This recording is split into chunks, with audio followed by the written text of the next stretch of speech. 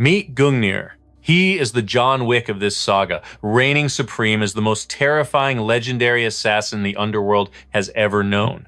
But hold your breath, because in a twist of fate, this living weapon has transformed into something completely unexpected, a normal high school student. Yet, do not let the innocent uniform fool you. His skills remain sharp as a razor. He dismantles a gang of bullies with the casual ease of taking out the trash on a Tuesday.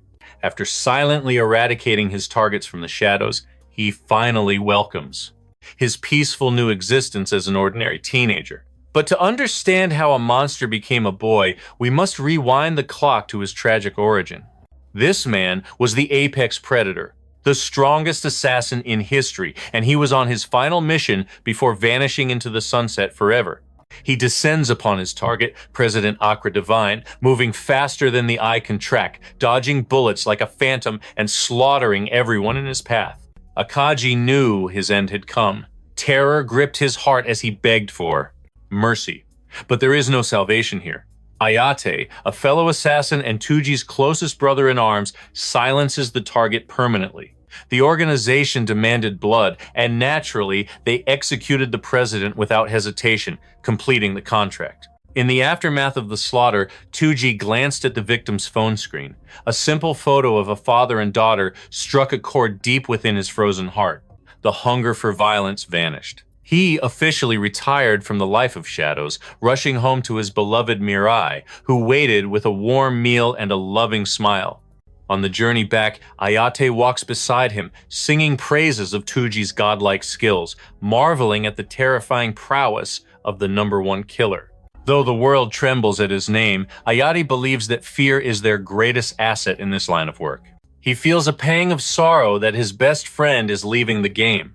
But our protagonist is done grinding his soul to dust. He craves the warmth of a normal life. This desire bloomed the moment he met Mirai, the woman who became his light. He wants nothing more than peace with her and their dog, John. She gave him a rare warmth, a feeling this cold-blooded reaper never thought he could possess. Ayate warns him that the path of redemption is steep for a killer. After all, destruction is the only language they truly speak. Yet, surprisingly, this ruthless executioner is just a boy in love, planning to get down on one knee and propose to his soulmate. Arriving at his sanctuary, Touji looks sharp, ready to embrace his new life of normalcy. He is nervous, his heart pounding like a drum, preparing to face his beloved. But the metallic scent of blood hits his nose, and pure terror seizes his spine. He wanted a new beginning with Mirai. But the moment he rushes inside, his hopes are incinerated into ash. Mirai lies motionless, resting in a pool of expanding crimson alongside their loyal dog. Devastated, he approaches her, his mind racing for answers. Sensing a presence behind him, he calls out to his best friend, who cruelly praises Touji's instincts. Tragedy has struck. The organization refuses to let a weapon like him rust in retirement. Especially when he refuses to be their pawn any longer. There is no exit from the underworld. Ayate decided that Mirai was a shackle holding him back, so he severed the bond by ending her life, claiming to set Touji free. With cold betrayal, Ayate executes Touji while he is down, mourning the loss of the greatest killer the world had ever seen. In his final fading moments, Touji reflects on the cruel truth. A monster like him was never destined for a happy ending or a normal life. Because of his sins, his beloved paid the ultimate price. He dared to dream too big until voices began to murmur in the darkness of his unconscious mind. These voices feel alien. Suddenly, his eyes snap open. But he is no longer Touji the assassin, and he is not bleeding out beside the corpses of his loved ones. Panic surges through him as he thrashes, trying desperately to escape the bed. His vision swims in a blur until he catches his reflection in a mirror. The face looking back is that of a stranger. The most ruthless, feared predator of his era has been reduced to the body of a frail little boy. He is addressed as Kaido Fujiwara. They tell him he has passed his tests, that his rehabilitation over the past month has been a triumph. The doctor gleefully exclaims that the boy's lost memories will return as he reintegrates into his usual routine. They imply that Kaido suffered from amnesia. But that is only one side of the coin. Because for the Korean John Wick residing within, the last thing he remembers is the soul-crushing sight of his girlfriend lying in cold blood. The man once known as Touji, the deadliest reaper, who desperately sought the light, was stabbed in the back by Ayate, the only person he trusted. Now, he is trapped in the vessel of a child, but his soul remains that of a cold-blooded killer, creating a jarring disconnect with his new identity. There is too much to unravel, but for now, he pieces together the fragments of information gathered during his hospital stay. Apparently, Kaido Fujiwara, the original owner of this body, was tragically struck down by the legendary Truck-kun while on his way to school, becoming yet another victim of fate. The boy had survived a catastrophe, a skull-shattering injury requiring emergency surgery, followed by a month-long drift in the void of a coma before he finally awoke. However, the soul peering out from behind those eyes was no longer Kaido. It was Touji, and his first thought was a clinical curiosity about the surgery that saved this vessel. Tragically, his memory was a blank slate regarding the moments immediately following his own execution. The final echo in his mind was a mysterious voice, coldly declaring that the target's brain remained perfectly intact. Putting two and two together, he realized the horrifying truth. He hadn't just reincarnated, he had undergone a twisted brain transplant worthy of a mad scientist. While the technical details remained a blur, a sudden tsunami of foreign emotions threatened to drown him. The legendary, cold-blooded assassin found tears streaming down his face, weeping uncontrollably for the woman he loved and the happy future that was stolen from them. In the following scene, Kaido is cleared for discharge, stepping out of the sterile hospital air and into the care of his parents. Kyoko, his mother, dissolves into tears of relief, reacting exactly how a loving parent would upon seeing their child return from the brink of death. His father, Teru Fujiwara, a renowned manga artist, beams with equal joy, celebrating the miraculous speed of his son's recovery. While his mother frets over his lingering amnesia, her husband gently assures her that everything will fall into place once the boy returns to his normal routine. They turn to their son with hopeful eyes, but unlike their bubbling enthusiasm, the only thing Touji can feel is a cold, creeping sense of dread. He grasps the situation. His fate is now inextricably bound to this identity known as Kaido. However, if any shadows from his past life are connected to this incident, blood and chaos are sure to follow. But for now, he plasters on a bright, innocent smile, assuring his parents he is fine. The world's deadliest assassin has decided to wear the mask of a normal student. We cut rapidly to the scene where they arrive at the family residence. Kaido experiences genuine culture shock. This isn't just a house, it's a mansion. The kid was born with a diamond spoon in his mouth. It turns out his father isn't just scribbling comics. He is a titan of the industry with massive success. The man probably wrote Solo Leveling, or a masterpiece of that caliber. And yes, before you roast me in the comments, I know that is a manhwa. To top it off, his mother hails from a prestigious lineage of renowned doctors, adding to the elite pedigree. Kyoko guides the boy to his sanctuary. Upon entering, Kaido takes a moment to absorb every detail of his new domain. The assassin notes the immaculate order. It is perfectly organized, yet unmistakably the living space of a typical high schooler. Recalling the faces of the boy's parents, he remembers their constant vigil and worry during his time in the hospital. This boy, Kaido, was deeply cherished. It reminds the assassin of his late girlfriend's final wish for him to find a life of true happiness. It is the kind of warmth and light that the assassin was denied in his previous, blood-soaked existence. If nothing else, Touji vows not to live a life that would bring shame or sorrow to Kaido's innocent parents. His sharp eyes catch an intriguing detail, a photograph displaying not just his parents, but another family of three standing beside them. Sensing a connection, the assassin realizes he must gather intel on every aspect of this boy's history. As the sun rises on a new day, an unexpected visitor arrives at their doorstep. A girl rolls up in an impossibly long limousine. She insists on seeing Kaido immediately, completely disregarding that he was on his deathbed just yesterday. The boy's father opens the door to find the radiant Yusua beaming at him with blinding energy. She is desperate to check on her friend, firing off questions about his condition before she even steps inside. Just as his father prepares to answer, Kaido peers out and instantly recognizes her as the girl from the photograph he studied earlier. Without wasting a breath, she launches herself at him, strangling him with a suffocating bear hug while wailing about his health. Kyoko watches with a smile, relieved to see their bond remains as unbreakable as ever. Meanwhile, our protagonist analyzes the room, deducing from the data that Yusua is undeniably his childhood friend. She excitedly demands he join her for school, but Kaido hesitates, realizing that this girl's financial background makes his own wealthy family look modest by comparison.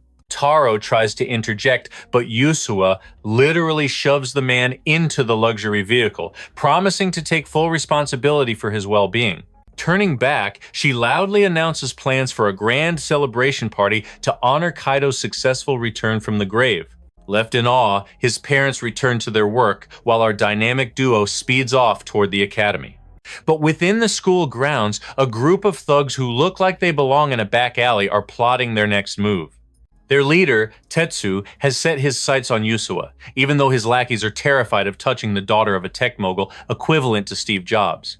Shooting them a glare sharp enough to cut glass, Tetsu reminds these clowns to stop acting like cowardly trash. He argues that they have already crossed the line by accepting payment from a shadowy benefactor, meaning there is no turning back now. They are dancing with the devil, and the job must be finished at any cost. While the thugs were busy plotting their next malicious move, Yusua's luxurious escort rolled up, but their jaws dropped when they spotted a mysterious boy by her side. The lackeys quickly dismissed him as a nobody, explaining he was just a childhood friend recovering from an accident, a harmless extra in their world.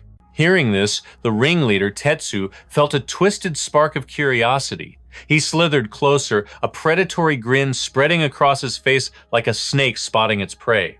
As the scene shifted, Yusua and Kaido parted ways, heading into the concrete jungle of high school life. The former assassin analyzed her aura. She wasn't just a friend, she radiated the protective warmth of a big sister who would do anything for him.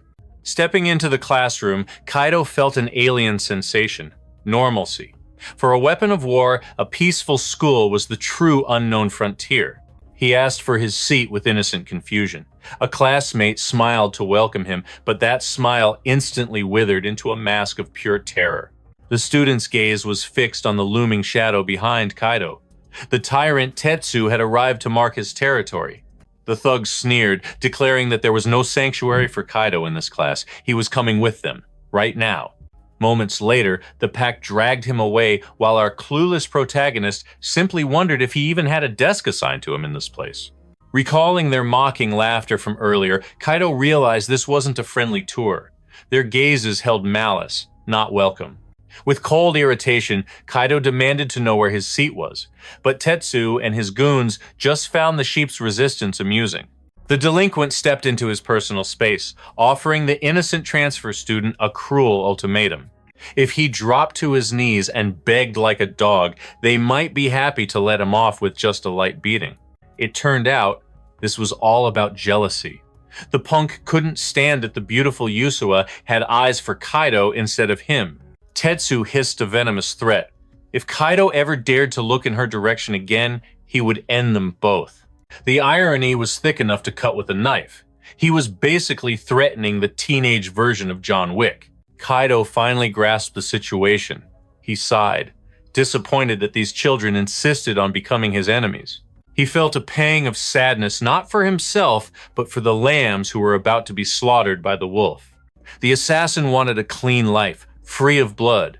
With icy calm, he gave a final warning: take back those words or suffer the consequences. That calm defiance made the blonde punk explode with rage, his face twisting as if he'd just swallowed poison. Roaring with primitive fury, the thug launched himself forward like a mad beast. He threw a haymaker intended to take Kaido's head off in a single, brutal strike. But to my glorious king, time seemed to slow. He dissected the attack, seeing a sloppy amateur full of a million fatal openings.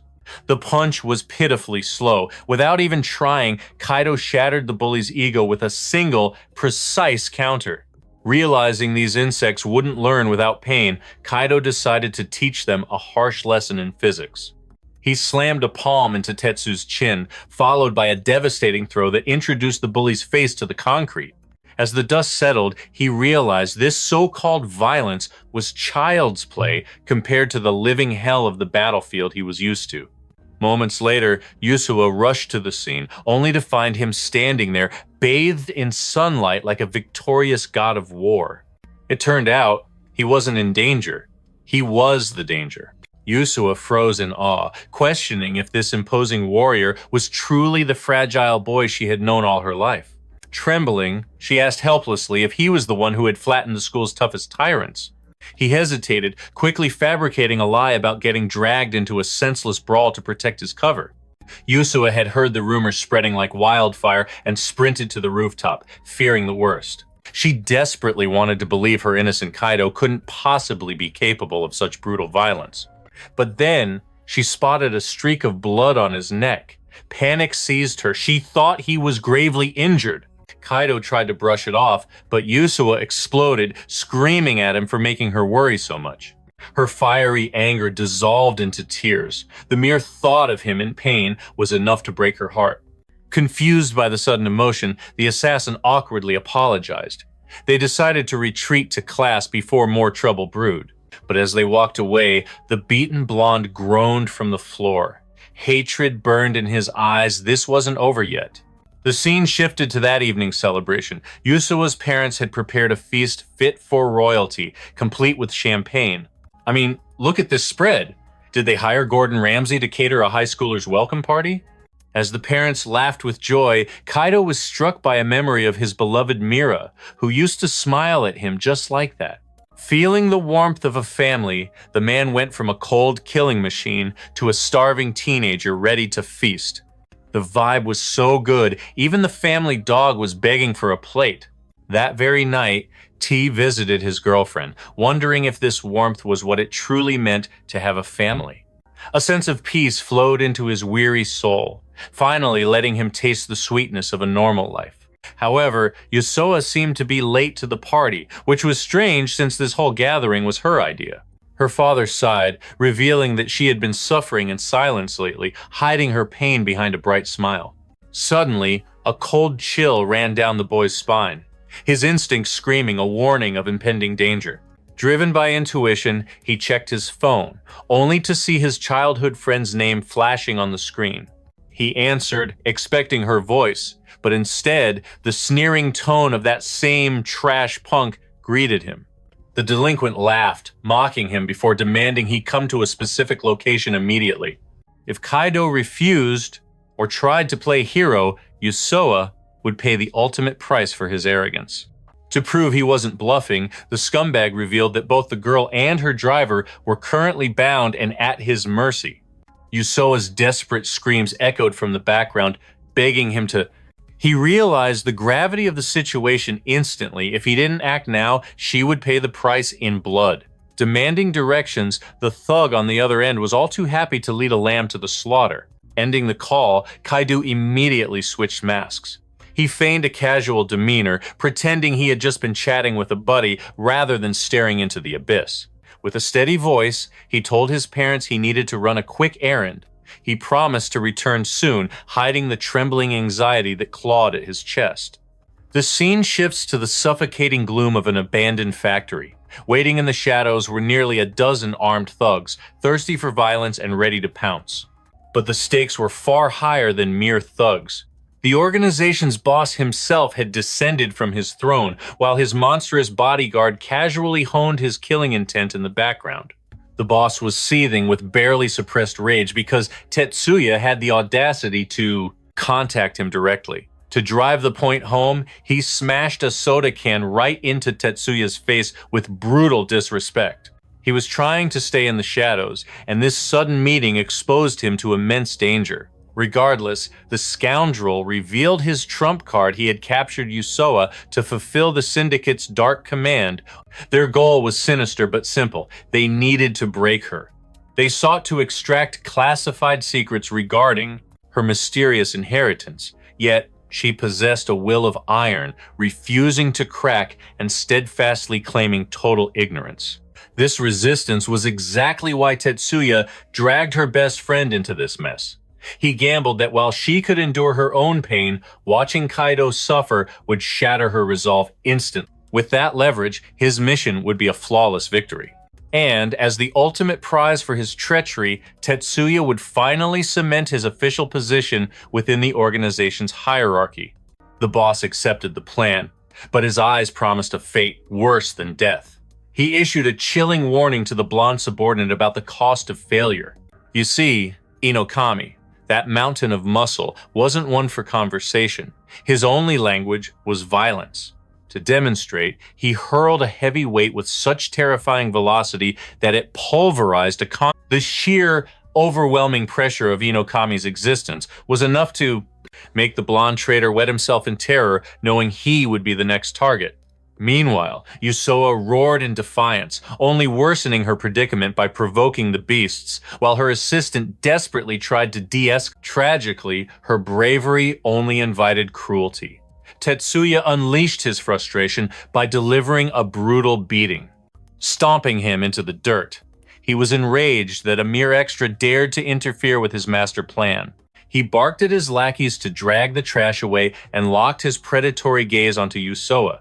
He promised her with cold certainty that silence would equal her childhood friend's death. Even trembling in the face of such malice, the defenseless girl stood her ground, swearing on her life that she truly knew nothing. Patience completely exhausted, Tetsuya roared the command, "Bring Kaido before him immediately." Facing him are 40 armed thugs and a former pro wrestling titan with blood on his hands. By all logic, there is no way the boy leaves this place alive. The blonde commander is absolutely certain that Kaido will be crushed by Inokami, and that it is only a matter of time before Yusuwa spills every secret he knows. The perspective shifts to our protagonist, who has finally located the entrance to the enemy's stronghold. Outside, a group of low-level goons is loitering around, completely unaware that they are about to become prey. He strolls past them with the casual air of a student on a field trip. One guard realizes too late that the target is standing right in front of him. But his reaction speed is pathetic. In a blur of motion, the boy silences him with a precise, agonizing strike to the neck, dropping him instantly. With the vanguard eliminated, the rest of the pack howls and charges forward. Poor fools. They have no idea it is their judgment day. The high schooler does not just fight, he dominates. He mops the floor with their bodies, stuffing one unfortunate soul straight into a dumpster like yesterday's trash. His eyes burn with cold, murderous intent. Kaido issues a final warning. Stay out of his sight or pay with your lives. And yes, ladies and gentlemen, the One Piece is real. Back with the masterminds, the boss is getting anxious. He wonders if the boy got cold feet and ran away like a coward. He thinks he is dealing with a child, but the blonde scumbag knows the truth. That thing on the rooftop was not a human boy. It was a demon in human skin. Tetsuya desperately pleads with Suo, his voice trembling as he warns that their enemy is no ordinary human. Outside, the roar of the crowd chanting Fujiwara's name echoes like thunder. Yusuwa freezes in shock, while the blonde coward quakes in mortal terror. Suddenly, the steel doors burst open. A thug's body flies through the air like a ragged doll, crashing at Tetsuya's feet with a sickening thud. Adrenaline surges through the muscle-bound maniac as he turns to face his prey, a twisted grin spreading across his face. Standing in the entrance is the deceptively harmless student, his cold gaze reminding Tetsuya of the grave warning he ignored.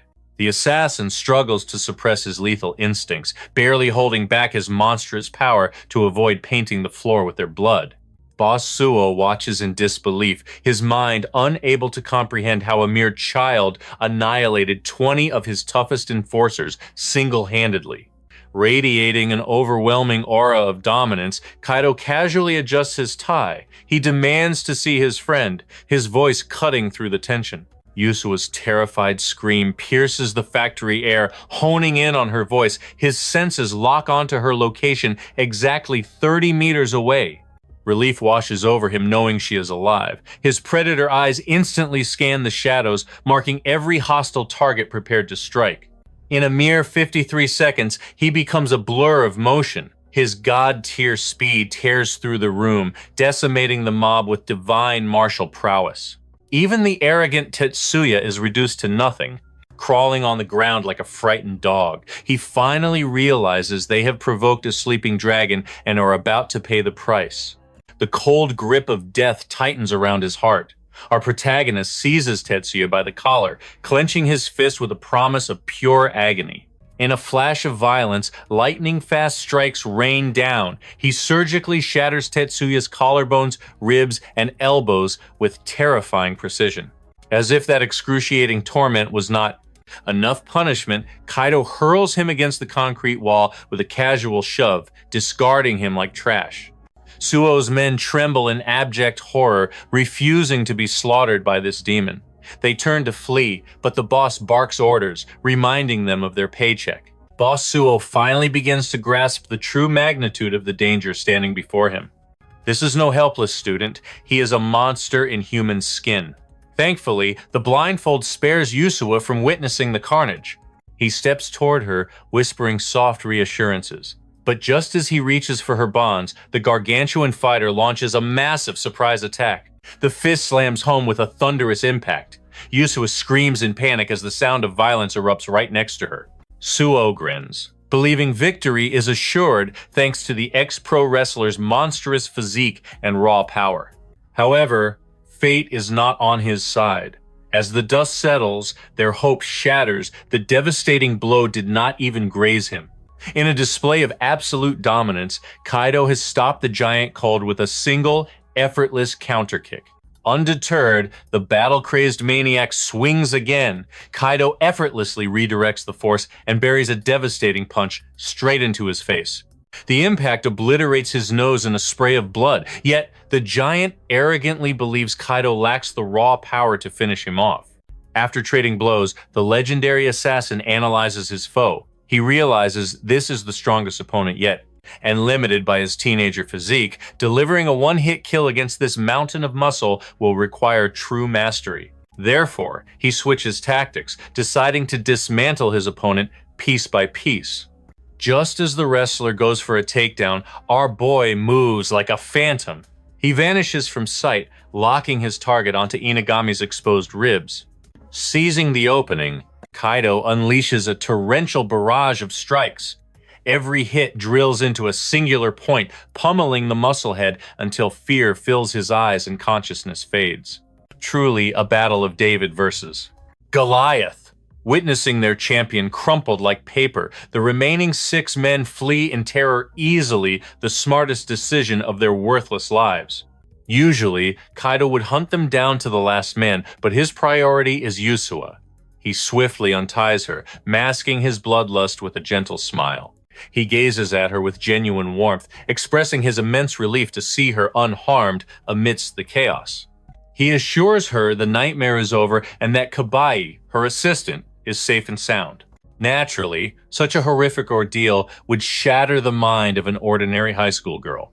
Kaido expects tears of fear, but in a hilarious twist, she aggressively grabs him by the tie. Instead of thanking her savior, she explodes with fury, scolding him for choosing the most reckless path possible. She lectures him passionately. He could have simply called the police or sought help from adults to resolve this safely. But no, our hero had to make a cinematic entrance and wage war against 40 gangsters all by himself. Despite the scolding, Yusua softly offers her gratitude. It pains her deeply every time he gambles with his life to protect her. Her trembling concern mirrors the memory of Mirai, who always begged Tsuji to return home safely, forever terrified that one day she would lose him to the darkness. Kaido looked deep into her eyes, making a solemn vow to never let the shadow of worry darken her world again. But their tender moment was rudely shattered by the pathetic groans of Kabai, the poor guy who took a beating for absolutely no reason. Suddenly, the wail of police sirens pierced the air. Kaido realized the authorities were closing in and signaled that it was time to vanish. Elsewhere, Sue barely scrambled away with his life, his mind reeling at how a mere child could dismantle his muscle-bound enforcer like a toy.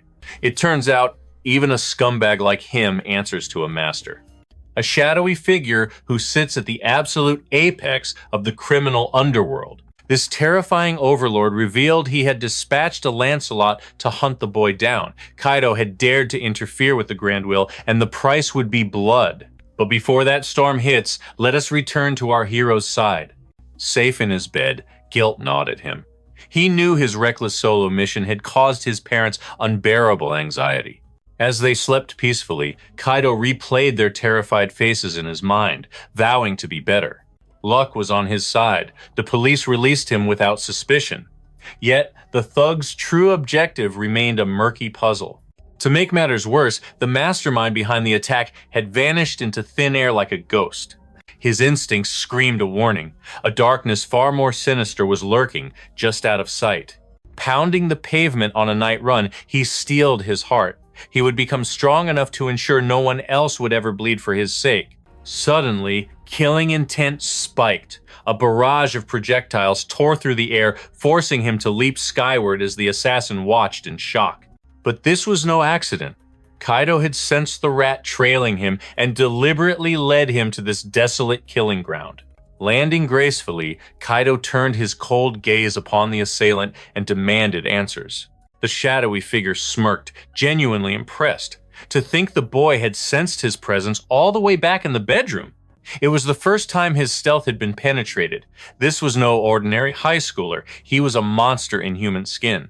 Kaido offered a chill compliment. This assassin hid his tracks well. He was leagues above the trash mobs from the factory. These two facts made one thing crystal clear. This man was a denizen of the darkness, far removed from civil society. But why was he stalking a student? The assassin's eyes narrowed with intrigue, suspecting the boy was also a professional from the underworld. Yet, our hero played it cool, maintaining his facade as nothing more than an average, law-abiding student. Enough talk. The man drew his blades, the cold steel thirsting for blood. The killing intent felt nostalgic. It washed over our protagonist, triggering memories of a lifelong past. The killer introduced himself as Sanjo, rank 67 of the Grand Will organization, and declared Kaido's execution. As Kaido settled into his fighting stance, a dark realization hit him. He, too, had once walked the bloody path of that very organization. Meanwhile, deep within the shadows of the Grand Will's headquarters, Council member Akatsuki slammed his fists down in frustration. Even after abducting Yusoa, they were left with nothing but failure. He seethed, realizing they should have deployed a lance, an elite executioner, from the very start to crush any resistance. Let us pause and understand the terrifying scale of this syndicate. With 1,000 killers at their command, they could plunge the world into chaos. The top 100 are the elite, known as lances. A lance does not fail. When they are called, the success rate is nearly 100%. Amidst the tension, Minami revealed their true objective. They sought a legendary treasure capable of tipping the scales of global power, the Seed of Fenrir, and rumor had it that Yusoa was the current vessel of this sacred artifact. Despite lacking concrete proof, Yashima had already dispatched Sanjo to eliminate the loose ends. This shocked the others. To deploy a lance usually required the direct blessing of the supreme leader, Odin, but the permission had already been granted. The wheels of fate were turning. They knew Yusoa's bodyguard was incompetent trash. The fact that their plan failed meant an unknown variable was at play. Identifying this unknown protector as a threat, they decided to crush him with the full might of the lances. Back on the battlefield, Kaido realized the gravity of his situation. He was facing a ghost from the same organization. Sanjo's stance was flawless, a fortress of defense and offense that screamed of elite status. This confirmed his worst fears. The danger surrounding Yusoa wasn't random bad luck. The Grand Will was pulling the strings. This wasn't a petty squabble over inheritance. It was a war for something far more ancient and terrifying. Saiyan instantly analyzes the boy's stance, realizing this is no ordinary high schooler. In the face of a loaded weapon, the boy shows zero fear, his composure unnatural and cold. Sensing the lethal intent, Kaido recognizes a threat to Yusua's life. Without hesitation, he explodes forward to take the enemy down. The expert assassin casually weaves through the opening strikes, his mind racing. This kid is impossibly fast, targeting his vital points with surgical precision. From this angle, the reality becomes terrifyingly clear. Kaido moves like a master assassin himself. However, Sanju merely sneers. A blade flashes inches from his face, forcing our protagonist to retreat to safety. From that brief, violent exchange, Kaido has already dissected his opponent's specialized combat style. Sanju is a fighter who abuses his weapon's reach to dominate the battlefield. Impressed by the boy's prowess, the assassin decides to stop playing games. He launches himself into the air, switching to a ruthless offensive. The momentum shifts. He feints a butterfly slash, only to instantly reconfigure his stance in mid-motion, aiming to crush our boy with overwhelming force. Sanju smiles, a twisted delight on his face as he watches his prey evade with expert timing. Meanwhile, the grim reality sets in for our protagonist. His current body is severely lacking in raw strength and speed compared to this monster. There is only one path to victory against a chaotic opponent like this. He must weaponize his surroundings. As the elite spear unleashes a torrent of attacks, he believes he has finally exposed a fatal opening. But it was a trap. Just as the final blow lands, Kaido slips out of his jacket like a ghost and drives a precise counterstrike toward the enemy's throat. In a display of inhuman reflexes, the spear dodges by a hair's breadth and answers with a devastating swing of his own. Steel bites into flesh. As blood drips to the ground, the terrifying truth settles in. This is no ordinary hitman. He is facing a high-ranking spear. Kaido grits his teeth, cursed by the limitations of this weak, untrained physique. Meanwhile, the spear finds himself genuinely impressed by the boy's audacious attempt to take his head. He remarks that Kaido's honed movements scream of a combat veteran. The only thing missing from this high schooler is the stench of true bloodlust. His mission was simple: eliminate a mere high school student. But now, facing this monster in human skin, he understands why a spear rank operative was required for the job. Sanju reveals the cold truth. The boy is an obstacle to the organization's plans for Yusua, and therefore he must be erased immediately. Thanks to that arrogant confession, Kaido confirms his suspicions. The organization is the puppet master behind everything. Deciding to end this charade, the assassin shifts his stance, radiating menacing energy. No more holding back. He promises to unleash the true, terrifying depth of his killing intent. Sanju lunges forward with the dragon dance. A storm of steel erupts as hundreds of sword strikes rain down upon our boy. The spear's attacks become wild and destructive, shearing the bark off a tree as if it were paper. Kaido scrambles to find a momentary blind spot, realizing this enemy is far beyond the realm of a common assassin. But this maniac is relentless. A tornado of blades shreds his cover, unleashing a wave of destruction that leaves nowhere to hide. Another slash tears into his skin. Kaido assesses the damage and realizes the horror. This isn't just a spear, this is an S-class ability user. The barrage is endless. The onslaught is so suffocating that even our protagonist cannot escape without paying a bloody price. Sanju laughs manically, accusing the student of being a killer in disguise. Then, he asks the fatal question: is it okay if Yusua dies as collateral damage? And that was his fatal mistake.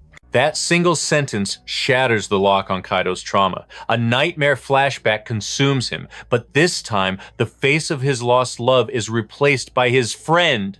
Rage erupts like a volcano. He charges head-on, shattering the blade from the assassin's grip, seizing the steel, and driving a savage cut through his shoulder. It happens in the blink of an eye. Even an expert spear cannot comprehend the speed of the calamity that just befell him.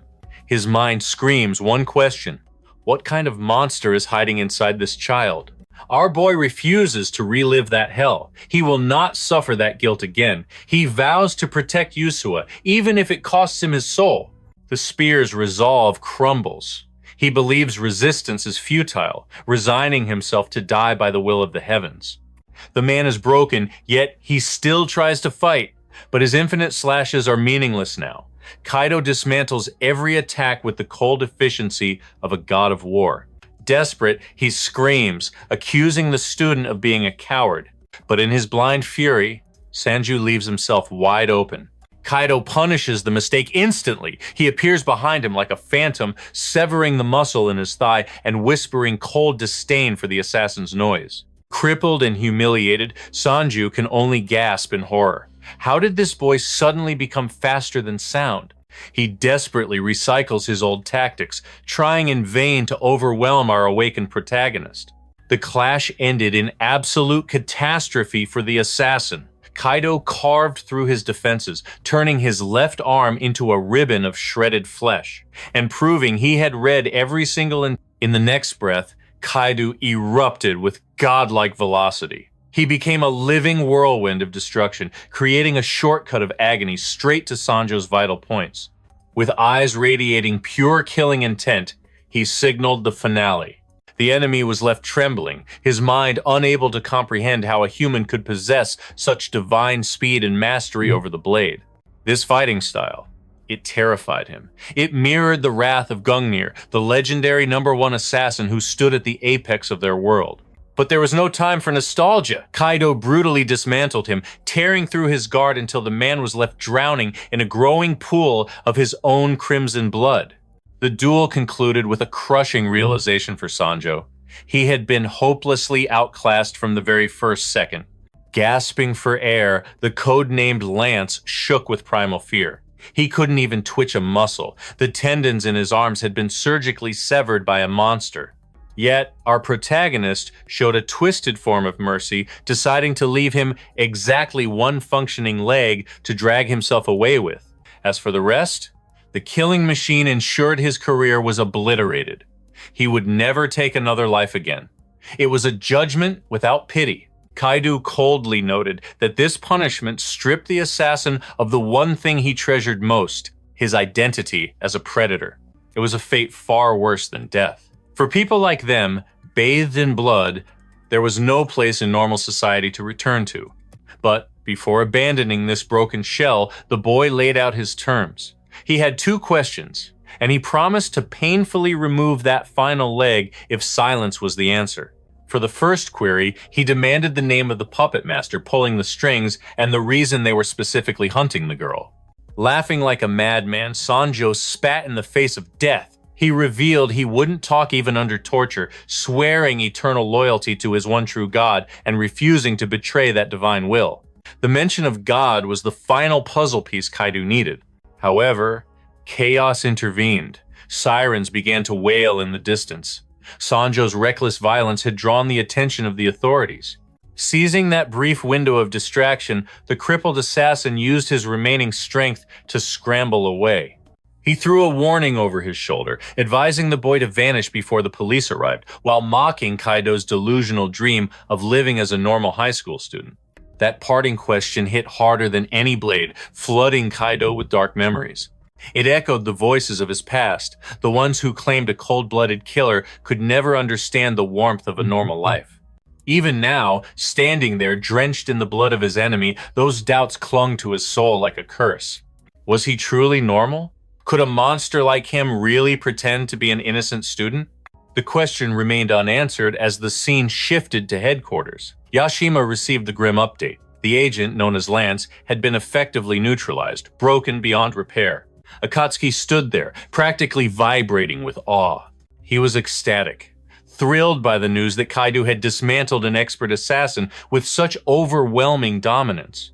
Izumo confirmed the terrifying truth. The target was a monster. The report described his movements as a mirror image of Gungnir, the man who cast a shadow over their entire organization. Even Akatsuki thought that was a step too far. To compare some random bodyguard to the strongest knife user in history, that was blasphemy. Izumo understood the skepticism. The name Gungnir was sacred, not to be spoken lightly in the underworld. But Minami cut through the tension while Akatsuki continued to whine about the prestige of their legendary hierarchy. Regardless of the comparison, they all agreed on one fact. Yuzu's guardian was a force of nature they had underestimated. He hadn't just disrupted their plans, he had erased a Lance-level operative. With this escalation, Yashima knew their waiting game was over. The mystery deepened, leaving the leader questioning exactly who or what Kaido Fujiwara really was. Speaking of our boy, he returned to the shadows of his room to tend to his wounds in secret.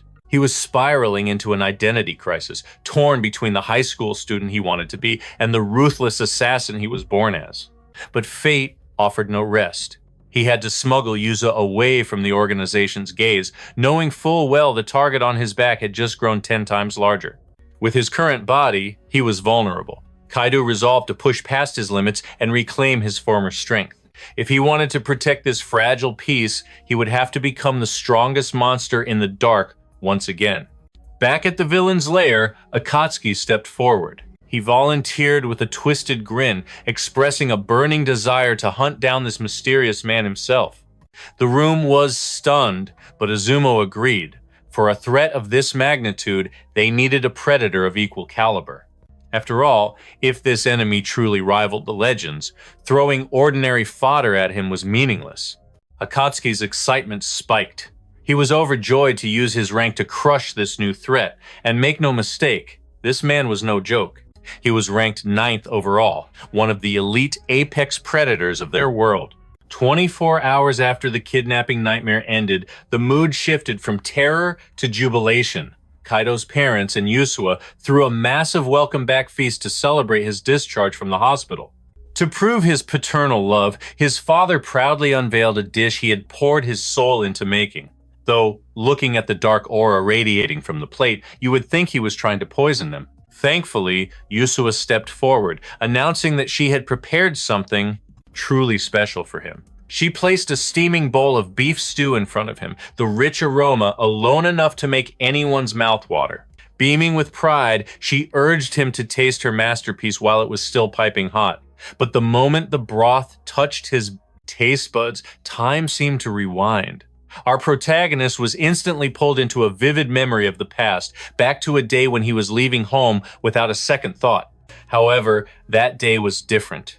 He had promised her he would return in time for dinner, claiming he just needed to meet a contact and pick up a few things, carefully hiding the dark truth of his real profession behind a casual lie. Hearing those words had lit up her face like the sun. She had been preparing his favorite beef stew that very day, and his promise to return made her heart soar. With intense emotion burning in his eyes, he told her he had something crucial to share with her the moment he walked back through that door. Before turning to leave, she waved goodbye with that precious smile, holding little Yanbo in her arms. Back in the present, as Kaido swallowed the stew, a wave of sorrow crashed over him. He never got the chance to tell her the truth, that he was planning to abandon his life as an assassin to be with her. Yusua noticed his darkened expression and panicked, fearing her cooking was a disaster. She anxiously asked if it really tasted that terrible. But suddenly, our boy began shoveling the food into his mouth as if it were the last meal on earth. With tears threatening to spill, he choked out that it was absolutely delicious. Relief washed over Yusua. His mother chimed in, laughing that there was plenty more in the pot if his appetite was truly that monstrous. Watching his father accidentally set a pan on fire while Yusua giggled over the cake, our hero felt a warmth in his chest. He was grateful to the heavens for blessing him with such a loving family. Later that evening, he insisted on accompanying Yusua on her walk back home, given that the streets had become far too dangerous lately. He asked if she had sensed anything unusual happening around her. She reassured him that the police had stationed a patrol around her house, so she was safe for now. Confused, Kaido asked about her butler. A lady of her status usually had an escort, so his absence was glaring. She admitted she personally ordered him to stay back. Apparently, the guy was such a buzzkill that it was impossible to have any fun with him hovering around. Changing the subject, she told him how much she enjoyed the party. It had been ages since she had laughed that freely. But then, her expression darkened. The atmosphere grew heavy as she confessed she had been drowning in depression ever since she lost her father. Hearing this, our boy was struck speechless. The revelation hit him like a physical blow, and Yusua realized she hadn't mentioned it before. She had been hiding the tragedy to avoid stressing him out while he suffered from amnesia. She explained that the tragedy struck 2 months ago, coinciding exactly with the car accident that had sent Kaido into a coma. It all clicked. That was why she had been so terrified of losing him back then. Yet she had carried that burden alone, masking her shattered heart with a bright, cheerful facade. Protagonist immediately apologized for making her worry, but Yusua waved it off, noting with a smile that he hadn't changed a bit, which caught him off guard. She mused that while he might have matured, his core nature remained the same. Even as a child, he had a habit of being recklessly brave. He would charge at bullies twice his size whenever they bothered her, fighting with everything he had, even when he knew victory was impossible. Just like that, he had come for her during the kidnapping. Sadly, she missed witnessing his god-tier combat skills because she had been blindfolded the entire time. Suspicion crept into her eyes. She asked him point blank, how exactly did he manage to save her from armed gangsters? He dodged the question, claiming the bad guys just got scared and ran. Technically true, since he had annihilated their comrades like a monster, but his vague answer only made Yusua doubt him more. Still, she decided to let it slide, thinking it didn't matter, as long as he was brave enough to risk everything to save her when she needed him most. She confessed she was paralyzed with fear when those thugs threatened her. But the moment she saw his face, shining brighter than the morning sun, all that fear vanished. For that, she offered him her deepest gratitude. Turning on the charm, our boy declared he would save her 1,000 times over if he had to. His smooth words turned her face redder than a ripe tomato.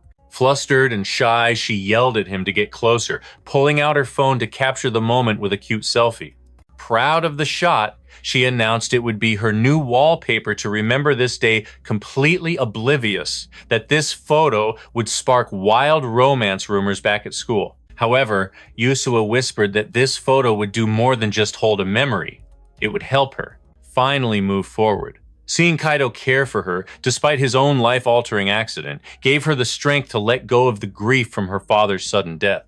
Our boy smiled softly, suddenly realizing that Yusua was fighting her own demons, just like him. That realization ignited a fire in his soul to protect his precious childhood friend, no matter the cost. But in that fragile moment, reality strikes a devastating blow as she pulls out her phone to share a precious memory.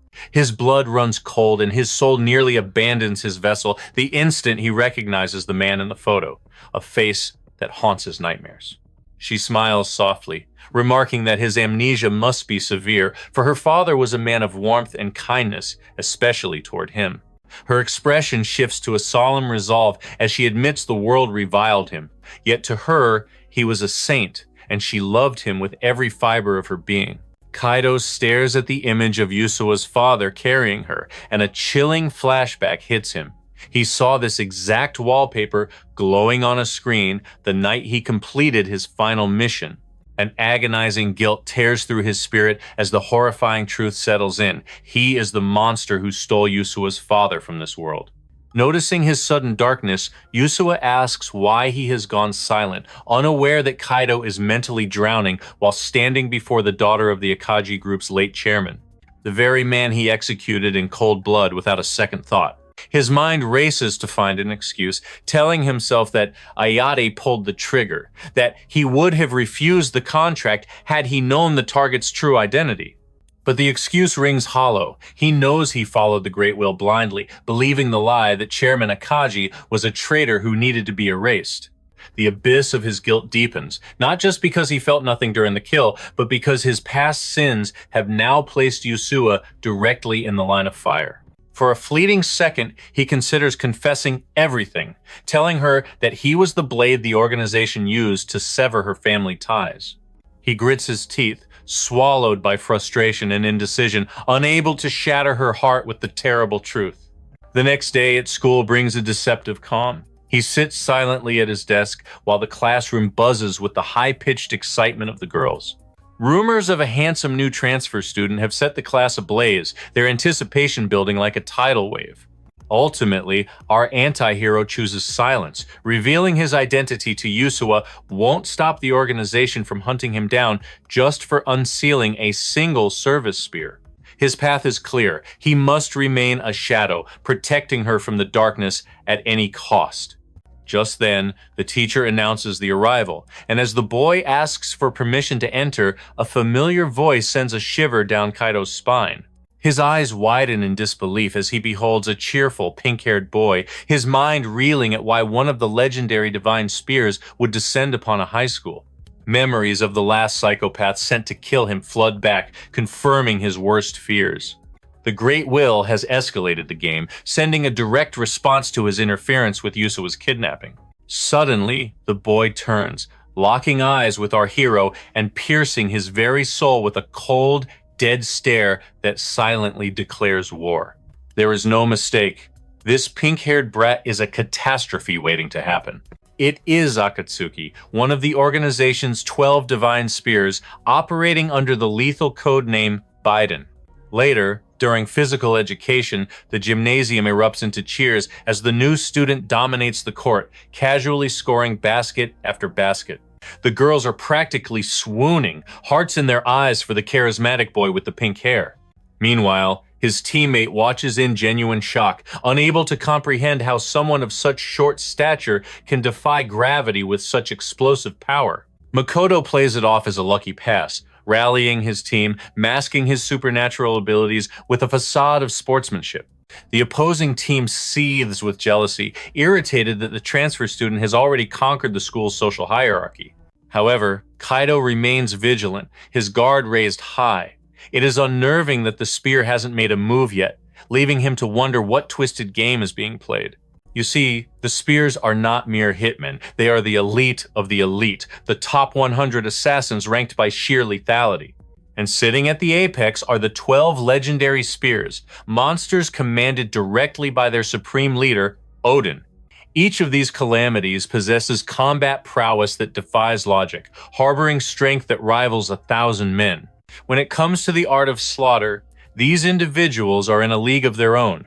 They possess the power to single-handedly trample the armies of entire nations. These apex predators are only deployed for critical annihilation, leading Kaido to the grim conclusion that they are hell-bent on eliminating Yusuwa. Kaido looks down, burdened by the sorrow of his past, as the traumatic memories of that final mission assault his mind. He realizes the assassins are hunting the secret treasure, an item the chairman allegedly stole from the organization. Anxiety gnaws at him, facing a monster like Akatsuki in his current limited high schooler body. He questions if he can truly protect his childhood friend. Later, the students flood back to the classroom, the fan club still swarming around Makoto, begging for a karaoke session. He plays the role perfectly, charming the ladies even further by revealing his basketball skills were honed in the United States. From the shadows of the room, our hero analyzes the situation with a cold, tactical gaze. He realizes Akatsuki is playing the long game and will not strike today, noting to keep his defenses at maximum capacity tomorrow. But fate intervenes as Yusuwa calls out to him, her voice cutting through the tension. She asks if he can accompany her somewhere after school, unknowingly stepping further into the web of danger. Our protagonist instantly shuts down her offer cold. He refuses to even listen, insisting he needs to head straight home for the day. However, out of nowhere, a heavy hand rests on his shoulder. It's Makoto. He appears from behind, greeting the girl with a cheerful vibe that instantly triggers Kaido's danger sense. This guy is definitely targeting Yusuwa. Makoto introduces himself smoothly, but Yusuwa points out the obvious. He's already famous as the school's new pretty boy. She asks how he knows her name when they've never actually met before. The cheerful transfer student replies with a carefree smile. He reveals that she is none other than the high school heiress to the massive Akagi group fortune. The revelation takes her completely by surprise. Her mood dips as Makoto explains his father is in debt to the chairman, so he was ordered to act as her personal bodyguard. But just as he tries to invite her somewhere private, our main character cuts in with a desperate lie. He claims he injured his finger during practice and urgently needs an escort to the nurse's office right now. Kaido shoots him a cold, deadly glare that screams, "Play along or else." Convincing him to back off, the two boys separate from Yusoa. She looks back with a warm smile, thanking Kaido for protecting her from the weirdos once again. Moments later, the two stand alone on the rooftop. Makoto admires the view, rambling about the beauty of youth. Then, his eyes shift to Kaido. He jokingly asks if he brought him up here to confess his love or something. But our protagonist isn't laughing. He continues to give the assassin the silent treatment. Makoto just chuckles, admitting that Yusoa is honestly quite cute up close. Though, he finds it hard to believe she's the legendary chairman's daughter. Kaido cuts straight to the chase. He demands to know his true objective. He asks if this is revenge for the purple-haired guy he took out earlier. The transfer student remains as calm as a still lake. He casually asks if Kaido really was the one who eliminated Sanjo.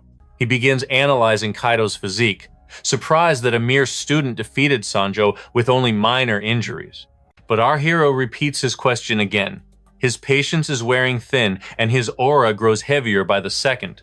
The assassin finally drops the innocent act. He admits he wants to get his hands on the secret treasure Yusoa inherited. Kaido's suspicions were dead on. The assassin continues, admitting they don't even know what the item is yet. They are just extracting information for now. He then offers our hero a chance to join their organization, noting that Kaido is stronger than most of their professional killers. He adds that they only target bad guys and make good money. Plus, Yusoa might give up the treasure's location to someone she trusts. Makoto flashes a nasty, threatening grin. He warns Kaido that this is a very generous offer. It's the only way both he and the girl might survive an encounter with the organization. He walks to the edge of the roof and holds out his hand. He warns that if Kaido resists, innocent children are going to get hurt. Our hero refuses to let that happen. He instantly launches himself at the assassin, unleashing a flurry of rapid strikes. Makoto manages to dodge every single hit with terrifying ease. He compliments Kaido, impressed that his speed rivals a top-tier professional. Just then, our hero manages to lock down his arm. He reveals he knew the assassin would try to use his bombs. The small cube is a unique assassin's tool combining explosives and martial arts. In the underworld, it's known as Baiden's signature method of annihilation. The mention of his code name catches the killer completely off guard. He leaps back, screaming that Kaido knows way too much for an ordinary civilian. Makoto then reveals 6 more bombs in his hands. Smiling like a complete lunatic, he declares it's time to raise the difficulty level. With determination burning in his eyes, Kaido moves. He manages to snatch the first 3 bombs out of the air and rushes for the rest. Our boy wall runs like a parkour master, using his feet to catch the other 3 explosives before they touch anything. Makoto watches the impossible scene unfold. He declares there is absolutely nothing normal about Kaido. But then, he tosses a surprise bomb toward the ground below. Kaido desperately reaches out. The assassin mocks him, sneering that he can't protect the entire student body alone. It falls just out of reach. The cube drops toward the field, and the lunatic snaps his fingers to detonate it. Kaido shields his face from the blast. Below, students panic at the sudden explosion and scatter in terror. Makoto assures him with a smirk. He set the timer to explode in midair just before impact. He gently lowered them to the ground, ensuring not a single soul would be harmed, calling it a minor feat to catch 6 explosives in midair. Kaido's rage was about to boil over, but Makoto cut him off, revealing an even larger arsenal of bombs while demanding to know the true identity of the monster standing before him. After a moment of heavy silence, our protagonist simply replied that he was nothing more than an ordinary high school student, and he would never join a league of murderers. A look of genuine disappointment washed over Makoto's face, realizing that words alone wouldn't work, and perhaps a blood sacrifice was needed to persuade him. But then, our hero dropped a single name that froze the air: Gungnir. The mere mention of that legendary title made the assassin spin around, a feral madness lighting up his eyes, as Kaido calmly declared that in a past life, he was the one known as the Spear of Heaven. Just as the tension reached its breaking point, the school speakers blared an evacuation order. Makoto glared at our boy with pure venom, furious that a mere student dared to speak that forbidden name. But Kaido revealed his hand. He had only been stalling for time. Before Makoto could even process the deception, school officials burst onto the rooftop, scanning for any stragglers left behind. The pink-haired villain hissed a final ultimatum. Kaido had 3 days to decide his allegiance, warning that refusal would lead to a lifetime of regret. Following the incident, students were released early, the air buzzing with rumors about how miraculously nobody had been injured in the blast. Yusua, concerned, asked Kaito why he wasn't heading home with the rest of them. Kaito explained he had urgent business to attend to, insisting she return to the safety of her house, fearing the explosion was merely a prologue to an attack on her. Suddenly, Kabai burst onto the scene, shouting passionately about increased security and claiming he had started martial arts training just to protect Yusua, though his over-the-top enthusiasm only earned him a look of annoyance. Yusua asked Kaito to text her if anything happened, and he agreed. But as she walked away, Kaito's gaze shifted, locking eyes with Makoto in the crowd, signaling that his disguise fooled no one. Meanwhile, as Makoto watched our hero from the shadows, he felt a strange certainty that this boy would never allow anyone to disgrace the legendary name of Gungnir. Later, on the train, our hero hoped his plan worked, praying he had successfully shifted Akatsuki's bloodlust from Yusua to himself. He knew Akatsuki was the youngest, clenching his fist. He reflected on his reincarnation. While he had adapted to this new vessel, he was still leagues away from the power needed to crush a divine spear in combat. The thought of defeat gnawed at him, fearing what might happen when they clashed in 3 days. Yet, it did nothing to shake his resolve. He would protect Yusua, even if it meant slaughtering the pink-haired assassin himself. Arriving at his destination, our boy stepped off at Shibuya Station, heading toward the very site where his previous life was violently ended. He leaped onto the balcony, questioning why his soul drew him back to this place of death. When the door suddenly clicked open, his instinct screamed, "Trap?" wondering if the organization was lying in wait. He entered cautiously, only to find the crime scene scrubbed clean while the rest of the apartment stood frozen in time. A sudden noise pierced the silence. He dropped into a combat stance, expecting a blade in the dark, but was stunned to find his faithful dog, John, standing there, tail wagging with pure joy. John barked excitedly, the good boy rushing toward his long-lost master, and our hero noticed the familiar frisbee clutched tightly in his jaws. The sight transported him back to the golden days, playing fetch in the park with Mirai.